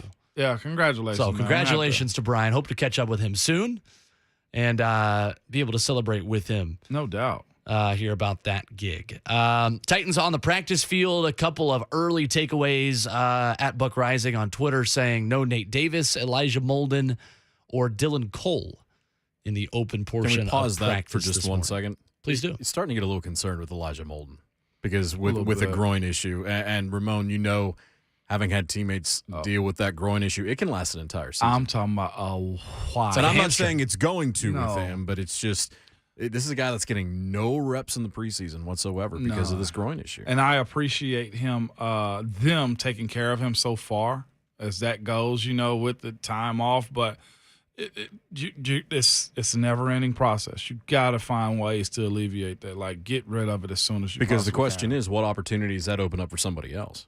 Right. Roger McCreary's taking advantage. Yep. He really is. So that's the thing, is McCreary playing there, and then Caleb plays at the CB2 because you need McCreary at the other position. Sure. Mm-hmm. I think Greg Maben makes this team, too.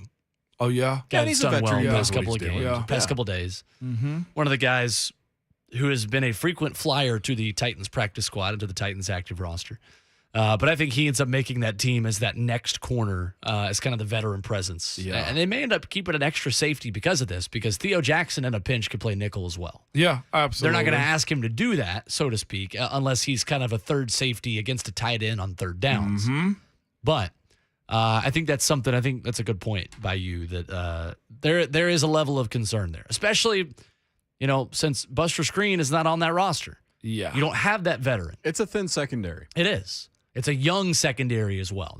A really high ceiling, but I think their floor is perhaps lower than it was this time last year, too, because at this point last year, we were watching practice talking with Coach Mack about how Jackrabbit Jenkins, you can't teach that guy anything new. Yeah. The execution, the age, that's one thing. The experience. And there are issues there, but he's seen everything that you can see in a practice. That's not the case with the guys that Tennessee has there now. No. 615-737-1045 here on the way out. Tennessee and Pittsburgh week 2. You guys are going to have a bet, I think, with Rashad Weaver. Yeah, he's going to have to pay me something. Based on what he was talking with Ron Slay the other day. Keaton Slovis officially named the starting quarterback of the Pitt Panthers for the Backyard Brawl week 1. He was going to be the starter. As of 5 like minutes Baker ago. Mayfield. I that's apologize right. for interrupting you, but that's like Baker Mayfield officially being announced the starter for the Panthers. It's fine. We all know that. Interrupting me is what this show is for 4 hours. Can I honestly say, well, I don't care, okay? We're going to smash them, okay? That's where I'm at with this right now. I don't know about smash. Well, no, I ain't going to go smash. Last time I went over the top like that with 10-2, we ended up losing. I do think Tennessee was wins. Feinbaum, how that worked out. Yeah, he keeps calling me back to do his show, so I don't know. There you go. It's up to you. Little flex to throw in at Small 9:50 a.m. with a couple minutes left. Moan's got better hair, though. Hey, Well, you have hair, so that's that's a Unless low you figured bar. that out. That's a step in the right direction right there. Very low bar. It's like blaming a Captain Hook that I've got a better hand than him. Like, yeah, man's got a hook. Now you play the I am the captain now drop in the last segment. Okay. Captain Hook got a Thank better you. hand. Look, when will you realize none of this is about you? Oh, look. All you do is spin the records. You grew up the youngest kid, and your siblings are 12 and 10 years older than you. None of us. Well, you say that like we care. We don't care. Okay. We do not care. We all were bullied by our siblings, man. That's We'd right. be all right. That's You right. tough, right? Absolutely. All right. That's all this need. Mama. Easy. Good vibes, Will. I love Coming it. up tomorrow, Coach Dave McGinnis will What's up, Brett? join the show. Coach Mack will tell us to keep our powder dry about the offensive line battle. Wow. I imagine. And we're going to talk some Tennessee tomorrow, Ramon, because tomorrow we are one week away from Tennessee Volunteers American Collegiate Rules Football. Yeah, I'm looking forward to it. That one kind of actually snuck up on me a little bit. I want to see what else we're going. Like, can we really still do this as a team, as Vols? Gonna find out. Maybe not against Ball State, but after that, we're gonna find out. Shout out to Blaine. Appreciate you guys hanging out with us today. Fast 4 hours went by quick. We will do it again tomorrow morning at 6 a.m. Coach Dave McGinnis, like we mentioned, Tennessee. Lots to discuss on the Vols front. Special thanks to Rhett Bryan, Bryant McFadden, Lucas Panzica for joining today. Buck Rising Show is up next. But before we pass the baton to our teammates over at St. Thomas Sports Park, it's the best time of the week because it is time to hear from our guy, Inky Johnson. A little bit of midweek motivation. Get you through your Wednesday. We'll talk to you tomorrow morning right here on Ramon and Will. Right, there's a quote by Kobe that said, every single day I was pursuing perfection, even though I knew I would probably never catch it. But just the fact that I was willing to pursue it, I would defeat and dominate most of my opponents because most of my opponents would never chase something that didn't have any guarantees attached to it. Right, most people need guarantees in order to be great. Right, most people need to be promised something in order to be great. Most people need to be given something in order to be great, right? The special ones. They show up on the strength of integrity, on the strength of character, and on the strength of who they are as people.